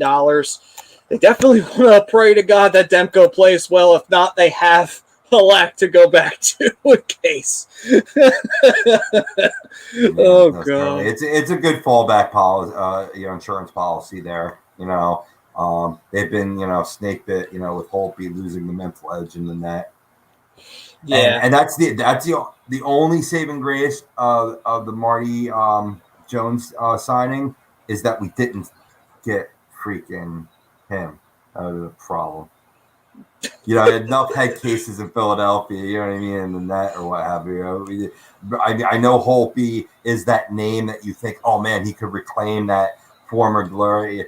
It's possible, but I don't know. The head cases, you want to steer clear there. I don't know. I don't know if he's got a Grant Fuhr comeback in him. We'll see. But he's young enough, He is. Actually, I think Grant Fuhr was older when he made that comeback. So, yeah. Oh, yeah. Maybe. So, let's see here. Vancouver getting Danila Klimovich, right wing, 3 years, $2.775 million. Young kid that they're hoping can continue to play well. So, definitely making the investment there. And Mikhail Granlund getting signed by the Nashville Predators centerman, 4 years, $20 million. Not a bad pickup for Nashville. They're going to be an interesting team to look at this year. Are they going to be a team that's officially going to peter out and officially be like, okay, we're just going to pick top 10 in the draft moving forward? Or are we going to be a team that still has some retooling to do before we're back in the playoff picture? So it's going to be interesting to look at Nashville this year. On to Derek Fourbeau, who just signed with Boston, 3 years and $9 million for the Boston Bruins. Boston trying to shore up their defense. Montreal getting David Savard. I know the Flyers were, a lot of people were thinking maybe we should go after Savard, but he is now going to Montreal. 4 years, $14 million. Not a bad move for Montreal on their part, shoring up their defense. Again, Montreal, they're subtly building up a decent team that's going to be frustrating. Maybe they take third place in the division. Maybe they give Toronto a run for their money. I'm going to assume Toronto's taking third place because for some reason they trip over themselves. But, maybe. They could. Me personally, I think they're going to actually take a step back. They're going to really seriously miss Shea Weber this season. And it seemed like that was Carey Price's last hurrah. You know what I mean? I just see the decline starting from here. But I said that about Marc-Andre Fleury too, and look how that turned out. So yeah. That was a few years back. That is true. That was a few years back.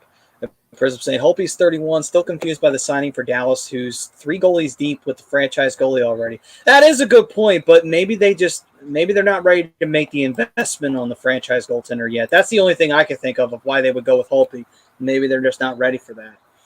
Or maybe they think he's not ready is the better word for it. But next up on the signings, Tampa Bay, 3 years, $2.4 million, Zach Bogosian. So they're definitely adding toughness on the defensive side, but that's pretty much what they're adding on the Zach Bogosian deal there. Boone Jenner getting signed once again for Columbus. 4 years, $15 million on the center. What did I say about Sean Corrali? A little bit of the overpayment. I think we're on that bar with Jenner. Yeah, don't hate Boone Jenner. Just I don't think he's worth that much. Eric Robinson getting signed by the Blue Jackets, 2 year, $3.2 million, left winger. I'll tell you right now, it's a good day to be in Columbus. You're getting paid. You're definitely getting paid. Oh, hell, here we go. Braden Holtby, goaltender, Dallas, 1 year, $2 million. I mean, it is 1 year, so nothing crazy. It's not like it's a big investment for them. So, but yeah, three goaltenders. What were you gonna say, Rob? I was going to say, maybe you catch lightning in a bottle there, and that kind of bridges the gap to your young franchise goaltender, you know what I mean, where he still has a little more time to develop, either that, being on the NHL level or not. But the offseason's not done yet either. You know what I mean? If you're trying to, like, collect commodities to possibly move for other commodities, think about it like that, Briz. Like, think about it as, like, the collector's game. You know what I mean? So or even – when you're collecting draft picks, for the upcoming draft, like in the NFL or even in fantasy football, where you maybe you draft like 3-4 running backs in a row, so you can make a deal for like a top wide receiver. You know what I mean? Kind of think of it on those lines. That's a good point. It's a good point. Yeah, and you might be onto something there. Because you like you said, off season's not over, so. Right. And also, you have the trade deadline, too, so you can make a move then as well. Frank Vespi saying, hey, yo, sorry to bother you at work. I agree to the poll. Word. I make good points like every fourth show. So that's cool. This was that show. So next up, San Jose signing Andrew Cagliano, left winger, 1 year, $2 million. I'm so confused by what fucking San Jose is doing. They're still trying to make a run. And I'm like, oh, for fuck's sake, just admit it. Buy out Carlson and blow this fucking team up, please. It's sad. I want the one team to make more acquisitions to get better and re-sign their goaltender and a defenseman, and the other team, I want them to blow it the fuck up. Like, Jesus. Anyway, Montreal wind up doing a couple of depth moves here, signing both Cedric Paquette and Louis Belpedio. Love that last name. Both to 1 year, $100,000 contracts for depth. Cody Ceci for Edmonton, defense, 4 years, $13 million. Cody Ceci's an interesting choice because you kind of have a love-hate relationship. He's okay at times, and then he's great at others. It's like he played well in Pittsburgh, but Toronto, he was hit or miss. Maybe that shows something about Toronto's defense more so than anything else, but I don't know. What do you think about this? Well, sometimes it's the defensive system, certainly, and that could bring out illicit better play. But yeah, you're right. I know this as a Cody Ceci fantasy owner, in the past. He is very hot and cold. Like, he's ghost-like in that regard. You know what I mean? But when he's good, he's really good. So I think the upside is higher than the risk. All right, then. All right. It's interesting. I mean, it could be. It could be. I'll keep an eye on that as we go along through the season. All right. Goaltender Laurent. Yeah. Goaltender Laurent Brosseau signed 2 years, $4.6 million, I believe, with the Vegas Golden Knights. So third line player or third string goaltender there. Or actually, no, he'd be a backup, honestly, since they got rid of Fleury. Brady Keeper, defenseman for the Vancouver Canucks, 2 years, $1.525 million. Jared Tenorti, defenseman for the Rangers, 2 year, $1.8 million. Chris Weidman, 1 year, $750,000. Patrick Nemeth, New York Rangers, 3 years, unknown amount, but keep an eye on Patrick Nemeth. He's a pain in the ass. So the Rangers making a good move, keeping him around. This is where James Reimer signed. I wanted it to be Carolina. He signed with San Jose. 2 years, $4.5 million. God damn it, San Jose. Michael Bunting, forward for Toronto, 2 years, $1.9 million. Ryan Getzlaf, re-signing with Anaheim for 1 year, $4.5 million. So not leaving the Anaheim Ducks to go cup chasing for a second one. He's sticking around in Anaheim for another tour. So it's a shame that Darkwing's not here to comment on that. But, well. And here we are, Jonathan Bernier, New Jersey Devils, 2 years, $8.25 million. Hate to see it. Hate to see a rival get better. It's what I wanted for the Flyers. I said it that show, but it's a smart move for them, like I said before. And in regard to Getzlaf, I think at this point, don't you want to just finish like with one team? Especially it'd be different if you hadn't won a cup yet. I think you got to finish with the Ducks. That's true. That's a good point. Yeah, good point. He did win the cup in 07, so yeah, I agree. Andreas Borgman for Dallas, 1 year, unknown amount. Tucker Pullman, defense for Vancouver, 4 years, $10 million. Not a bad player. Another young defenseman. Good choice by them to keep him around. Andreas Enton to see you, my favorite name. He's re-signed with LA for 1 year, $2.7 million. That's who the Flyers should have acquired. Just so I could buy that fucking jersey, but no, they keep breaking my heart. Nate Thompson for the Flyers signed 1 year, $800,000. Centerman, like the move. Again, the beard's talking there, but Nasty Nate, he's back in town. Yeah. Oh, Brodo. Hello, gentlemen. Dumb question. When do the Flyers season begin? Also, Calvin Johnson just liked one of our posts on Instagram. I'm going to go back to Happy Cry now. Nice. October 15th, Brodo. At home, at the Well, Vancouver. And then game 2 is against the Kraken. I know. Right off the bat, too. It's weird. Like, we get to see the Kraken very early on. So that should be interesting. Bet you tickets are going to be sold out for that one rather quickly.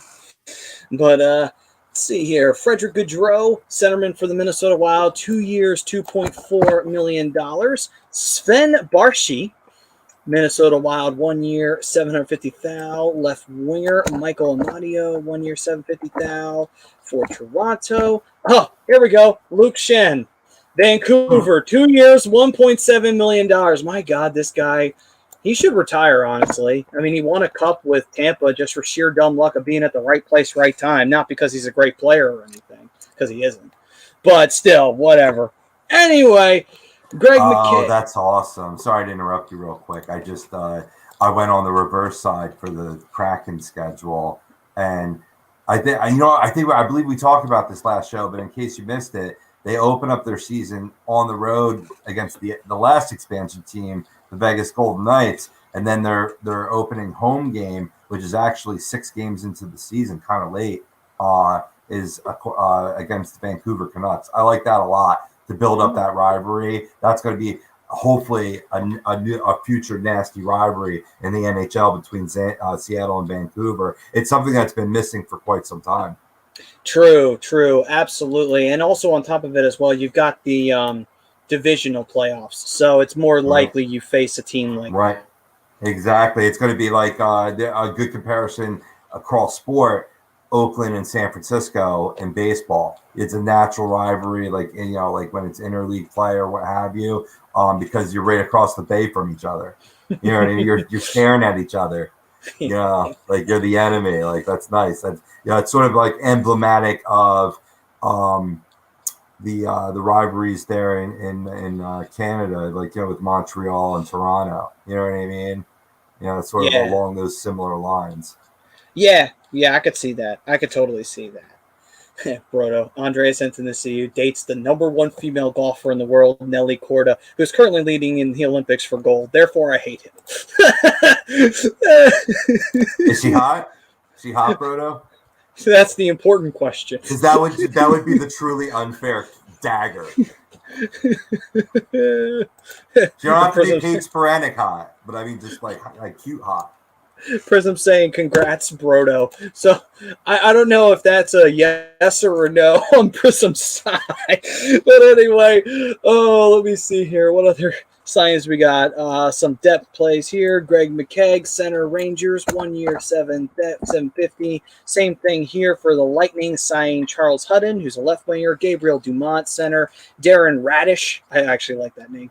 Defense, and Maxim Legacy, goaltender. I do not know if he's related to Manny Legacy. He is a goalie, so he might be. And Andre Suster, TBL for defense. So that'll be interesting.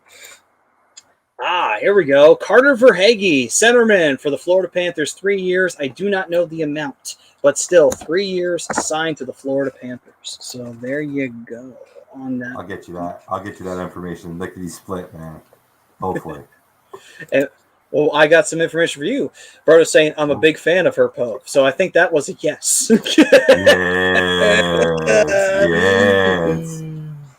Yes. Because it's not a free agent. That's why he's re-signing. It's Bryce saying, no, Maddie, he was congratulating my Calvin Johnson comment. Are you sure? I don't know. He might have been congratulating on your choice of women. Why not both? Yeah, both. We'll go with both on that one. And Dave Eisenberger saying, what's up, Dave? Saying Jason Botterhill is going to be great in Seattle. Will be a GM again soon. Most of the decisions leading up to back-to-back cups in Pittsburgh were influenced by him. Good point. Good point. Yeah, I can't argue with that. Let's see here. Some other 1-year 750s. Josh Levo for Carolina, left wing. Carter Hutton, or goaltender for Arizona. And then they do have some interest in Carter Hutton, so keep an eye on him. He might actually be a decent goaltender. Yeah, definitely. I've heard of him many years. Mm-hmm. So he just signed up, so keep your eye on Arizona. Hopefully they don't break him. Let's see here. Ian Cole, defenseman, Carolina, 1 year, $2.9 million. Not a bad choice for Carolina there. Ian Cole's not a bad defenseman, and it's a cheap deal. So not a bad choice. Doesn't replace Dougie, but not a bad choice. Left wing, Gage Quinney for Las Vegas, 1 year, unknown about. I'm going to assume that's a depth choice. Here we go. Former Flyer, Michael Delzato, defenseman. Ottawa Senators signing him to a 2-year, $4 million contract. So congrats, MDZ, for sticking around the league for a little while longer. What? Oh, let's see. Prism saying, I did look her up. She's not bad, Brodo. You have respectable taste. Oh. Yeah, they're being coy about the contract extension. It's nowhere. He's currently making $2 million a year, so it's obviously got to be more than that. Yeah, they don't want any jealousy. They don't want to report it to the NHL because it's over the cap and it's not playoff time. So let's see here. Here we go. Seattle. Philip Grubauer, 6 years, $35.4 million. What do you think, Rob? Overpay, or do you think he's worth every penny on that? Homie got paid. I do think it's an overpay because I think, he benefited greatly from a great team in front of him, and you're not going to have exactly a great team in front of you with an expansion team. But that being said, he's got the skills. He's got the mental composition. He's shown that fortitude in playoff time. So it's a good, if you're going to invest in a guy and build up your salary cap, like that's a good guy to build around potentially with upside. You know what I mean?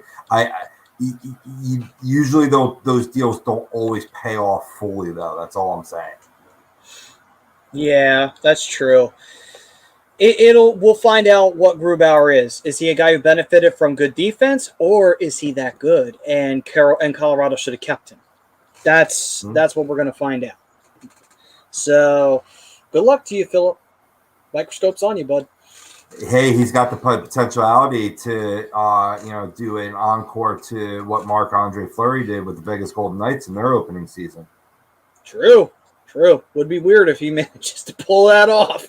But it's like, oh shit, Colorado should have kept him. So sometimes when you have it, what the expansion team has at its disposal is ability to really formulate a team where you could take a lot of different pieces, mold something that's going to work maybe for the short term. You know what I mean?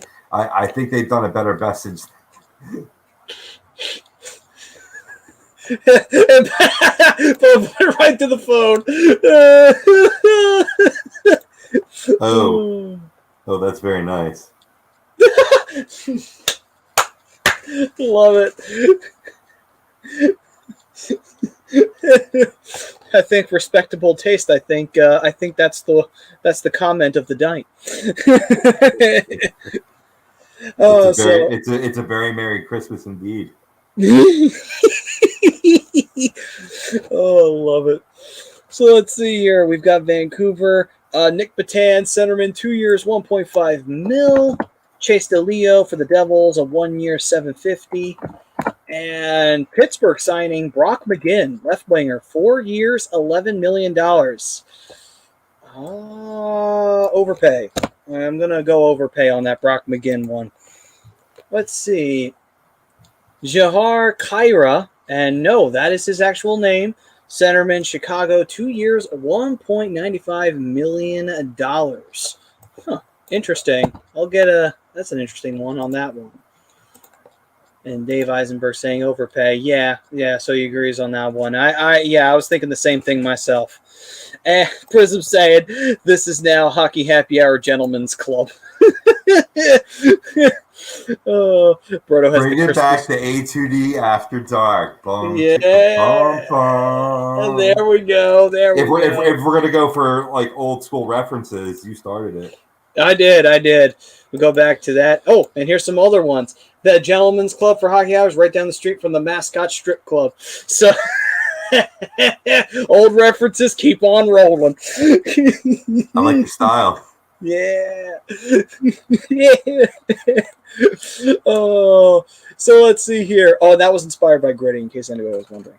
Anyway, Phillip Deneau for the LA getting 6 years, $33 million for center. I like Phillip Deneau. Do you think he was worth that much? Yes, I do. Yeah. All right. Especially for where they're at. You know what I mean? They proved that they weren't as far down as we thought they were last season. You know, they showed some grit. You know, so I think it's a team that maybe turns a team showing some grit to maybe like a legitimate team that could push for a wild card, if not make it, but still, you know, be in the hunt. Yeah, I got you. So, yeah. All right, I like the move. Yeah, I think it's not a bad choice to shore things up. What's up, Chris? What's going on, brother? And there's Don. Hey, Don. You missed all the praise we were giving Detroit. Damn it. Yes, you definitely want to go back on the YouTubes, maybe after the show's done or whatever. We had a guest on, Nick Rodriguez, and he picked Detroit as the team having the best offseason. And I'm not going to exactly argue with them. Me personally, I think it was Chicago, you know, when they got Seth Jones, you know, and the news that Fleury was going to play for them. You know, Tyler Johnson we talked about as well. I think they were definitely a team that had a strong offseason. We talked about the Boston Bruins, inclusive of the, you know, signing their trade deadline deal on Taylor Hall and how he has potentiality to really take off and be dynamic for a Boston Bruins team who, you know, according to Nick was saying that, you know, have aspirations of being in on the Jack Eichel in the conversation, so to speak, to be able to pair them together. So there's even some moves that they could still make, but I think they're a real dark horse for strongest team this offseason. But, you know, Detroit, I can't argue with it. They're a better team. They're definitely a better team. They definitely are. They were making some smart moves this offseason. Jake McCabe from Chicago, 4 years, $16 million. Good move for the Blackhawks. I like this move on them. Chris Dunn saying Redwings killed it. Should have picked up that goalie. Yep.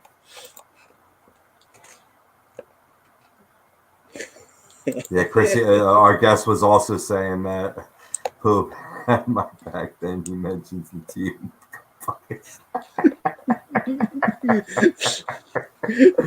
Oh my goodness. I love the fan.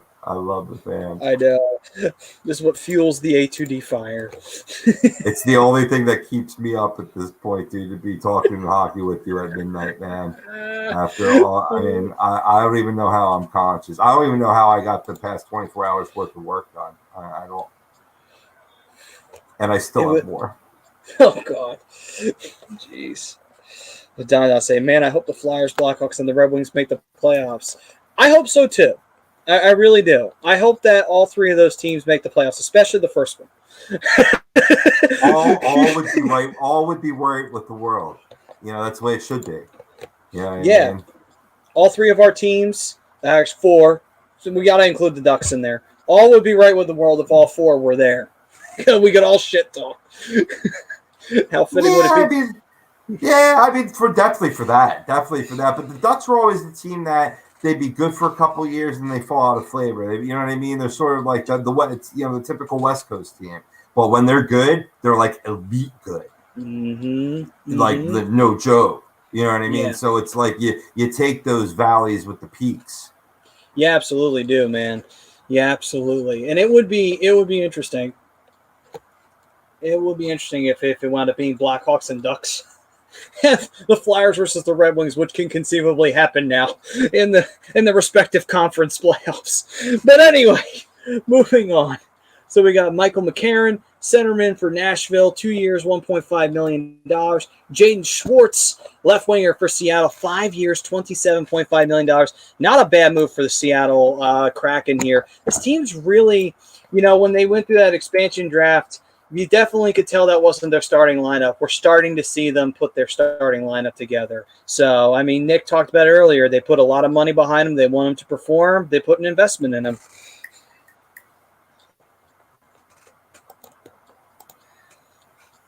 And Don, I'm saying, in my opinion, the Kings have the brightest future. Which, interesting. I could see it. Kings are looking real sharp right now. Ugh, Yeah, they I'm improved. and I'm not a fan of this move. Nick Bonino to San Jose, 2 years, $4.1 million. Again, still trying to compete. Ugh. Anyway, Andrew Agazzino, that's a 1 year, $750. Dominic Simone, same thing. Drayden Hunt, 2 years unknown for the Rangers.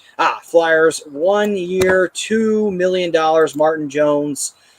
Yeah, 1 year. So we'll see how this pans out for Martin Jones. We talked about it earlier. Bit of a head scratcher. I hope we're not in the market for a backup goalie come this next offseason. Hopefully Martin Jones turns out to be okay behind Hart or whatever. One thing that did slip my mind before, and I'm glad we got back to this, is that Carter Hart and Martin Jones also really good friends. Like when Cam Talbot was here in Philadelphia with Hart, and Hart played very well then. You know what I mean? So, I'm not saying that you have to stroke the prima donna to be like, oh, you're the man, you're the guy, you're the starter. You know what I mean? But maybe this move states that more. And so that way you give him a bridge deal and that, and you're not insulting the ego with the bridge deal. You know what I mean? So to speak. I don't even know. I'm talking out my ass. I don't even know if he needs that type of coddling, but that could be the thinking behind it, the rationale, the reasoning. And like I said, I expect better play out of him regardless because, hopefully, things continue to transpire and progress. And I don't see any reason they would not. You know what I mean? It wouldn't make logical sense, but sometimes sports doesn't always make logical sense. Gotcha. And Dave saying keep an eye on Dominic Simone, like I mentioned. He said he's going to be scary in Wilkes-Barre's friend. So maybe a future talent that the Penguins got in the pipeline that could pop up. So we'll keep an eye on that. We'll see. And yes, I like what the Flyers did this offseason. It's not over, but I like so far what they've been doing. Chris Dunn's trade here, JVR, TK, first rounder for Eichel or Johnny G. Not so much on the Johnny G. I'm fine with that if we get Eichel, but the problem is it's like I'm really would rather I'm focused more on us re-signing Hart. That's really where my head's at this point in time. We got to re-sign Hart. Agreed. I think they'd want more, Chris, to be honest with you. They probably would want that. Or replace one of those players with, say, a Morgan Frost or one of your elite young offensive forwards. Yeah, I agree. Let's see here. Eric Howell going to the Bruins, 2 years, $4.75 million. The Bruins definitely looking for some offensive punch on secondary side, and they also went and got Thomas Nosek, left wing, Boston, 2 years, $3.5 million. Joe Hicketts for Minnesota, 2 years, $1.5 million. Alex Edler, wow, I'm surprised he's still playing. LA, 1 year, $3.5 million. I'm really shocked. I thought he retired. David Riddick, goalie, Nashville, 1 year, $1.25 million. Not a bad goalie. Vinny Hinostroza going to Buffalo for 1 year for an unknown amount. So feel bad he's going to Siberia. Not a bad player. Phil yeah, salute. Phil DiGiuseppe signed with Vancouver, 1 year, $750,000. I like the last name. Good Italian last name right there. And Lonnie Peterson, 2 years, $1.5 million for San Jose. Still not a fan. Matt Luff, right wing, Nashville, 1 year, $750,000. Anthony Richard as well. And Ryan Murphy, 1 year for Detroit. Former Flyer Pierre Edouard Bellemare to Tampa Bay, 2 years, $2 million. Well, if the Flyers can't win a cup, and I know the Sharks won't make the playoffs, you know what? Let Tampa three-peat for Elliott and for fucking Bellemar's sake. God damn it. Poor guy deserves a cup. I'm tired of seeing former Flyers hoist the cup while they're not wearing stars. Nah. Sorry, Elliott. Sorry, Pierre. Fuck yourselves. Oh, God. There have been a lot that have gone to Tampa, too. Have you noticed that? Oh, God. Truth. And we got Curtis Gabriel, entry-level deal. Zachary LaRue for Nashville, 3 years, $2.775 million. A lot of investment in that young man. John Lizotte, defenseman, 1 year, $750,000 for the Minnesota Wild. I've heard he's actually a pretty good player. David Kampf for Toronto, 2 years, $3 million. Not a bad centerman, cheap deal. I don't mind that choice. Veteran Trevor Lewis, I'm surprised he's still playing. He's going to Calgary, 1 year, $800,000 on a Keith Yandel deal. Tyler Sakura, 1 year, unknown amount for Columbus. John Sebastian Day, entry-level deal for Montreal. Gavin Bayreuther wound up signing with Columbus for an unknown amount for defense for 2 years, who obviously was originally taken in the expansion draft, but then traded back. Braden Point, 8 years, $76 million for the Tampa Bay Lightning. Whew, what a deal. Wow, that's a big deal. Surprising. Yeah. Yeah. About that. I don't know what to say on that one. That's just a lot of that's a big fucking deal right there. Anyway, next up, Ryan Dzingel, who fell off the face of the earth after he got traded to Columbus and then left. Arizona, 1 year, $1 million. Enjoy the desert. Devontae Stevens, entry-level deal for Vancouver, along with Sheldon Dries. Philip Lindbergh, a goaltender for Pittsburgh, 2 years, $1.85 million. Dmitry Yaskin for Arizona, 1 year, $3.2 million on a right wing. Matthias Janmark, sticking in Vegas, 1 year, $2 million. Veteran player on that one. Jordan Osterley, 2 years. Nick Foligno, there we go. Big deal right here. Nick Foligno, left winger for Boston, 2 years, $7.6 million. Again, Boston really looking for some offensive punch. They keep on finding veteran leadership. May not have worked out immediately in Toronto, but it might work out in Boston, unfortunately. Oh, I think I referenced that before. I think that's that's part of a great deal for the Bruins. Yeah, I agree.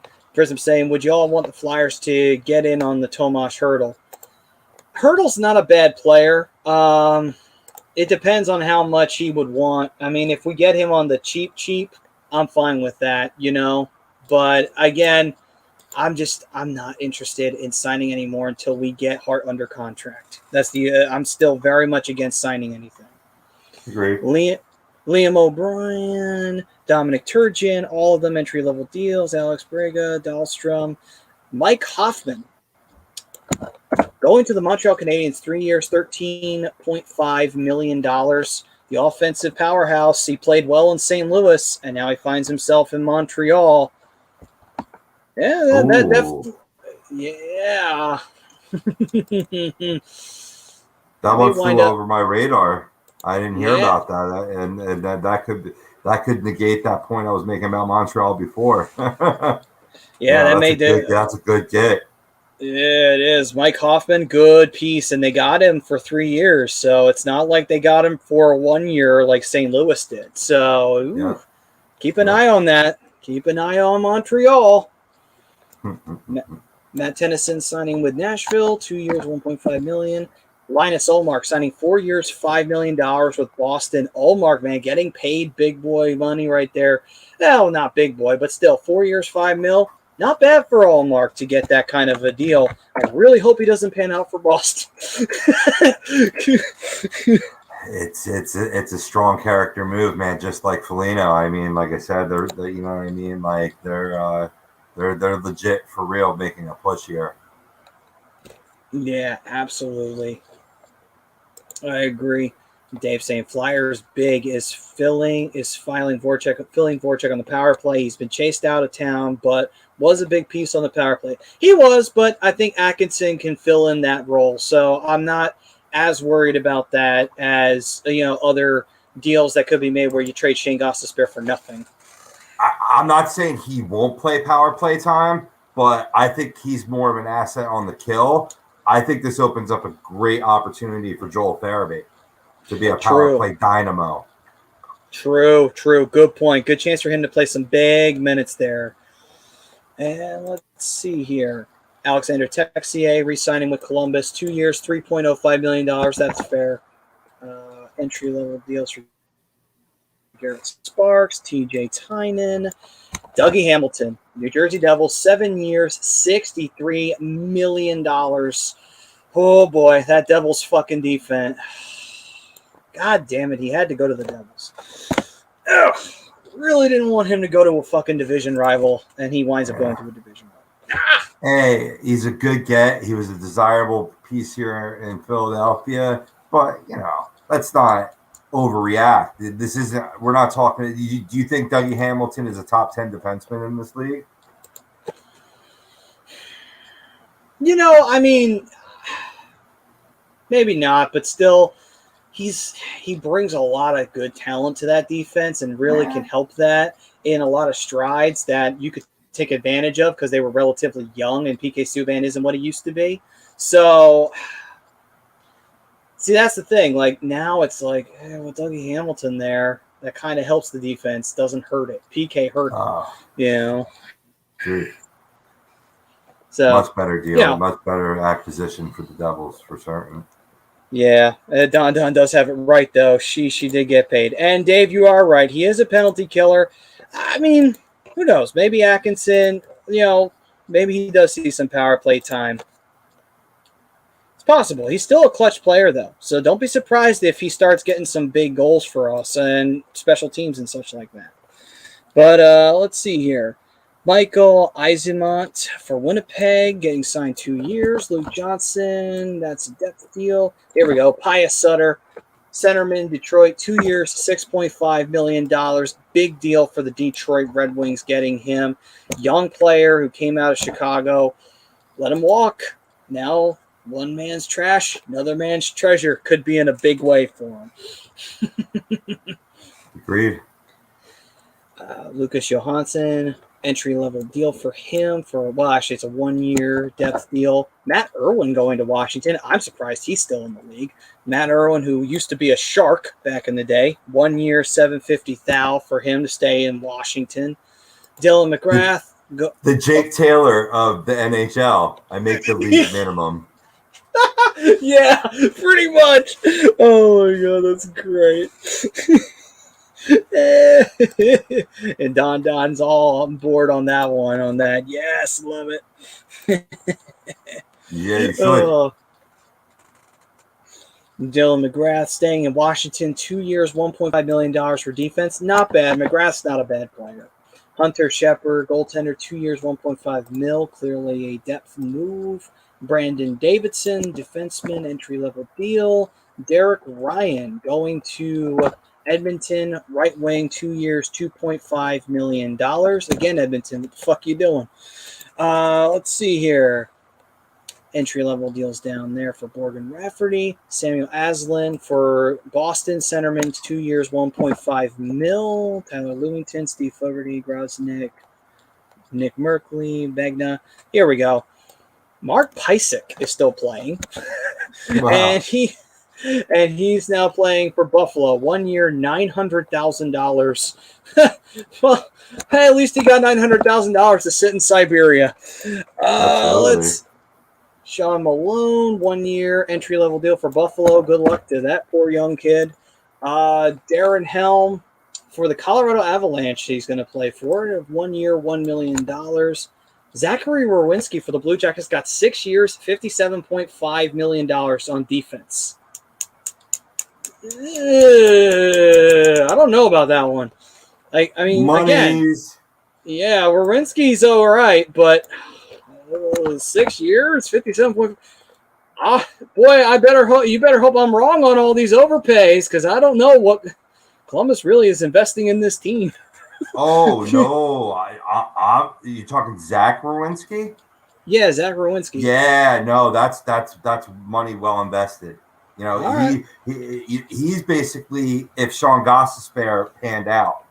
All right. Yeah, he's a great asset on the power play. Good point, producer from the back line. Plays okay. Yeah, I'd even say above average defense as well. No, I think that, and based on the value of that deal, maybe I'm underselling him there. But no, I think that's a good move. All right. John Merrill for Minnesota, getting a defensive contract for $800,000. Philip Cheidel wanting to stay in New York, and he is in 2 years, $4.6 million. Not a bad deal for him, and a good depth player to keep around for the Rangers. Danton Heinen for Pittsburgh, 1 year, $1.1 million on left wing. Corey Perry, he's still cup chasing, looking for number 2. He went right wing to the Tampa Bay Lightning, 2 years, $2 million. Hey, good for Corey. He got $2 million for 2 years in Tampa. Good on you, Corey. Good on you. All right. Let's see here. Entry-level deals here for Charlie Lindgren and Matthew Pekka, both for St. Louis. And St. Louis signing 5 years, $22 million. Brandon Saad from the left wing side. Oh, what? I'm going to hell, dude. That's all I'm saying. Go ahead.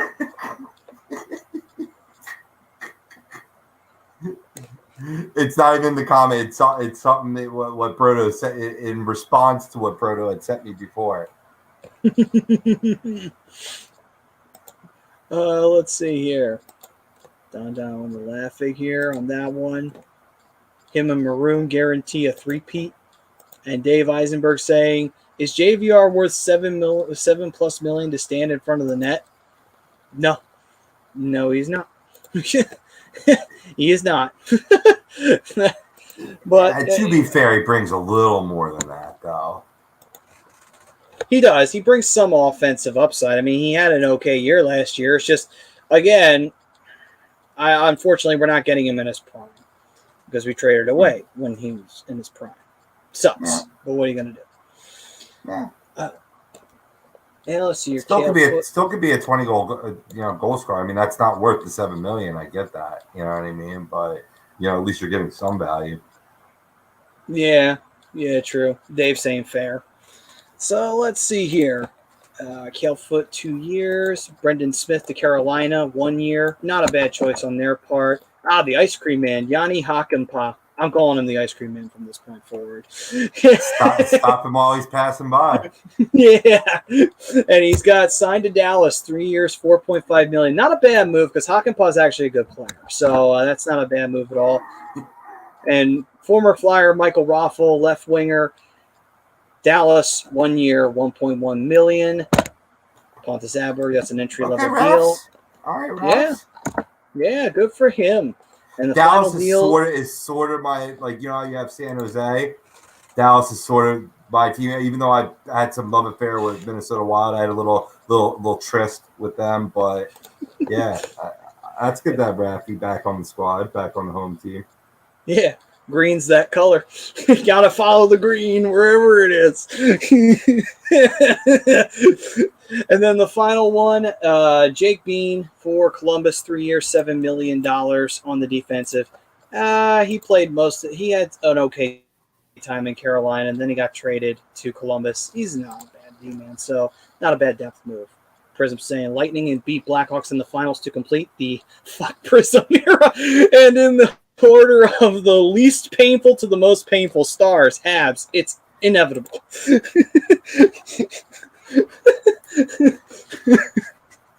Diagnosis, pain.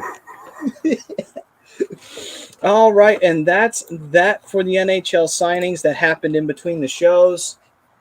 And there we have it. So, yeah, and ever since then, it's been pretty calm. The only big deals that happened was Thomas Tatar went to the Devils. So, there you go. There you have it, ladies and gentlemen. That was the NHL free agency. And, well, hopefully that'll be it for a little while. It will be. I can't imagine there being too many on going forward. There'll be a few here and there. But other than that, nothing much. Maybe a transaction or two. But that's it. So, yeah, especially as they creep towards camp. Yeah, absolutely. And it is a shorter off season than regular. All right, guys. So that will do it for this edition of the Hockey Happy Hour. To finish it off, best and worst off-season move. Rob, real quickly, my man. Best, worst. What do you got? Worst, I'm gonna have to say getting nothing back, and for Gostisbehere. Like that's terrible. And best, I'm gonna have to say Pius Suter for the Red Wings. All right then, that's a good selection right there on that one.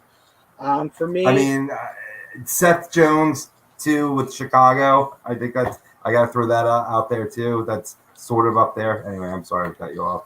No. That's a good move. That's definitely a good nominee right there for best move. Getting Seth Jones, absolutely. That's a very good move on that part. I just have a habit of I keep on talking and then I take other people's picks. Like I got to stop that.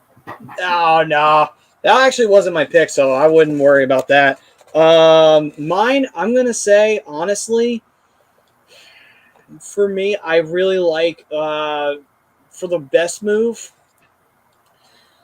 I really do like the move where you have a shoring up of some defensive situations. I do like the Alec Martinez move. I like that move for Vegas. I think that's really going to help them in the long run. I'm still I'll be shocked if Vegas doesn't win a cup soon. I'll be really, really shocked. And then finally on the worst move part, this is probably, I want him to make me eat my words here. He better make me eat my fucking words right now. But Martin Jones, right now, that's the worst move for me. So he better make me eat my words, but I was not a fan of him in San Jose after a while. Yeah, he had some great years in San Jose, but he started to peter out. And for fuck's sake, the Flyers signed him. So, make me eat my words, Jones. Make me eat my words. It's on record. No one, I can't deny it. You better make me eat my words because I want to see you perform very well this year if you're going to join the other team. All right. So with that, ladies and gentlemen, we will see you guys next week right here on the Hockey Happy Hour. The Darkwing will be back with us from North Carolina officially, all moved in and everything. So he'll be officially coming from his new home. So with that, thank you, Chris. And we will see you guys next week. Until then, guys, stay safe, stay healthy. I know for, some of us, we might have to wear masks again when you go indoors and such like that. So I know it's a headache or everything, but do it. Keep yourself safe. Keep your family safe. You know what I mean? I get it. Sucks. We had a 2-month break, it seems like, and now we're back to it. But, do what you got to do, right? All right, guys. We'll see you next week right here on the Hockey Happy Hour. We're brought to you by Body Check Wellness. We're also brought to you by Ocean City Cheese and Quesadilla Company, 8th and Ocean Avenue. 16 different kinds of grilled cheese, toasty Texas sourdough bread. Use promo code A2D for 10% off of your order. Definitely worth that. Obviously, Sunrise Detox Counseling Center, we talked about them earlier in the show for anyone who needs that. All campus, 20% off for subscribers. If you want to get A2D merchandise and support the station, Philly Drinkers at A2D Radio.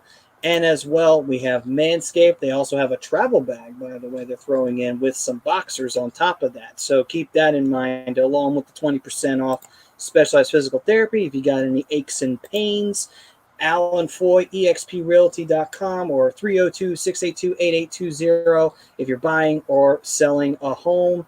And, of course, Body Check Wellness. If you need some kind of clarity, focus, balance in life, that's the one to go to. And you can get 25% off with the A2D code. All right, guys, we'll see you next week. Peace and love, everyone. Take it easy.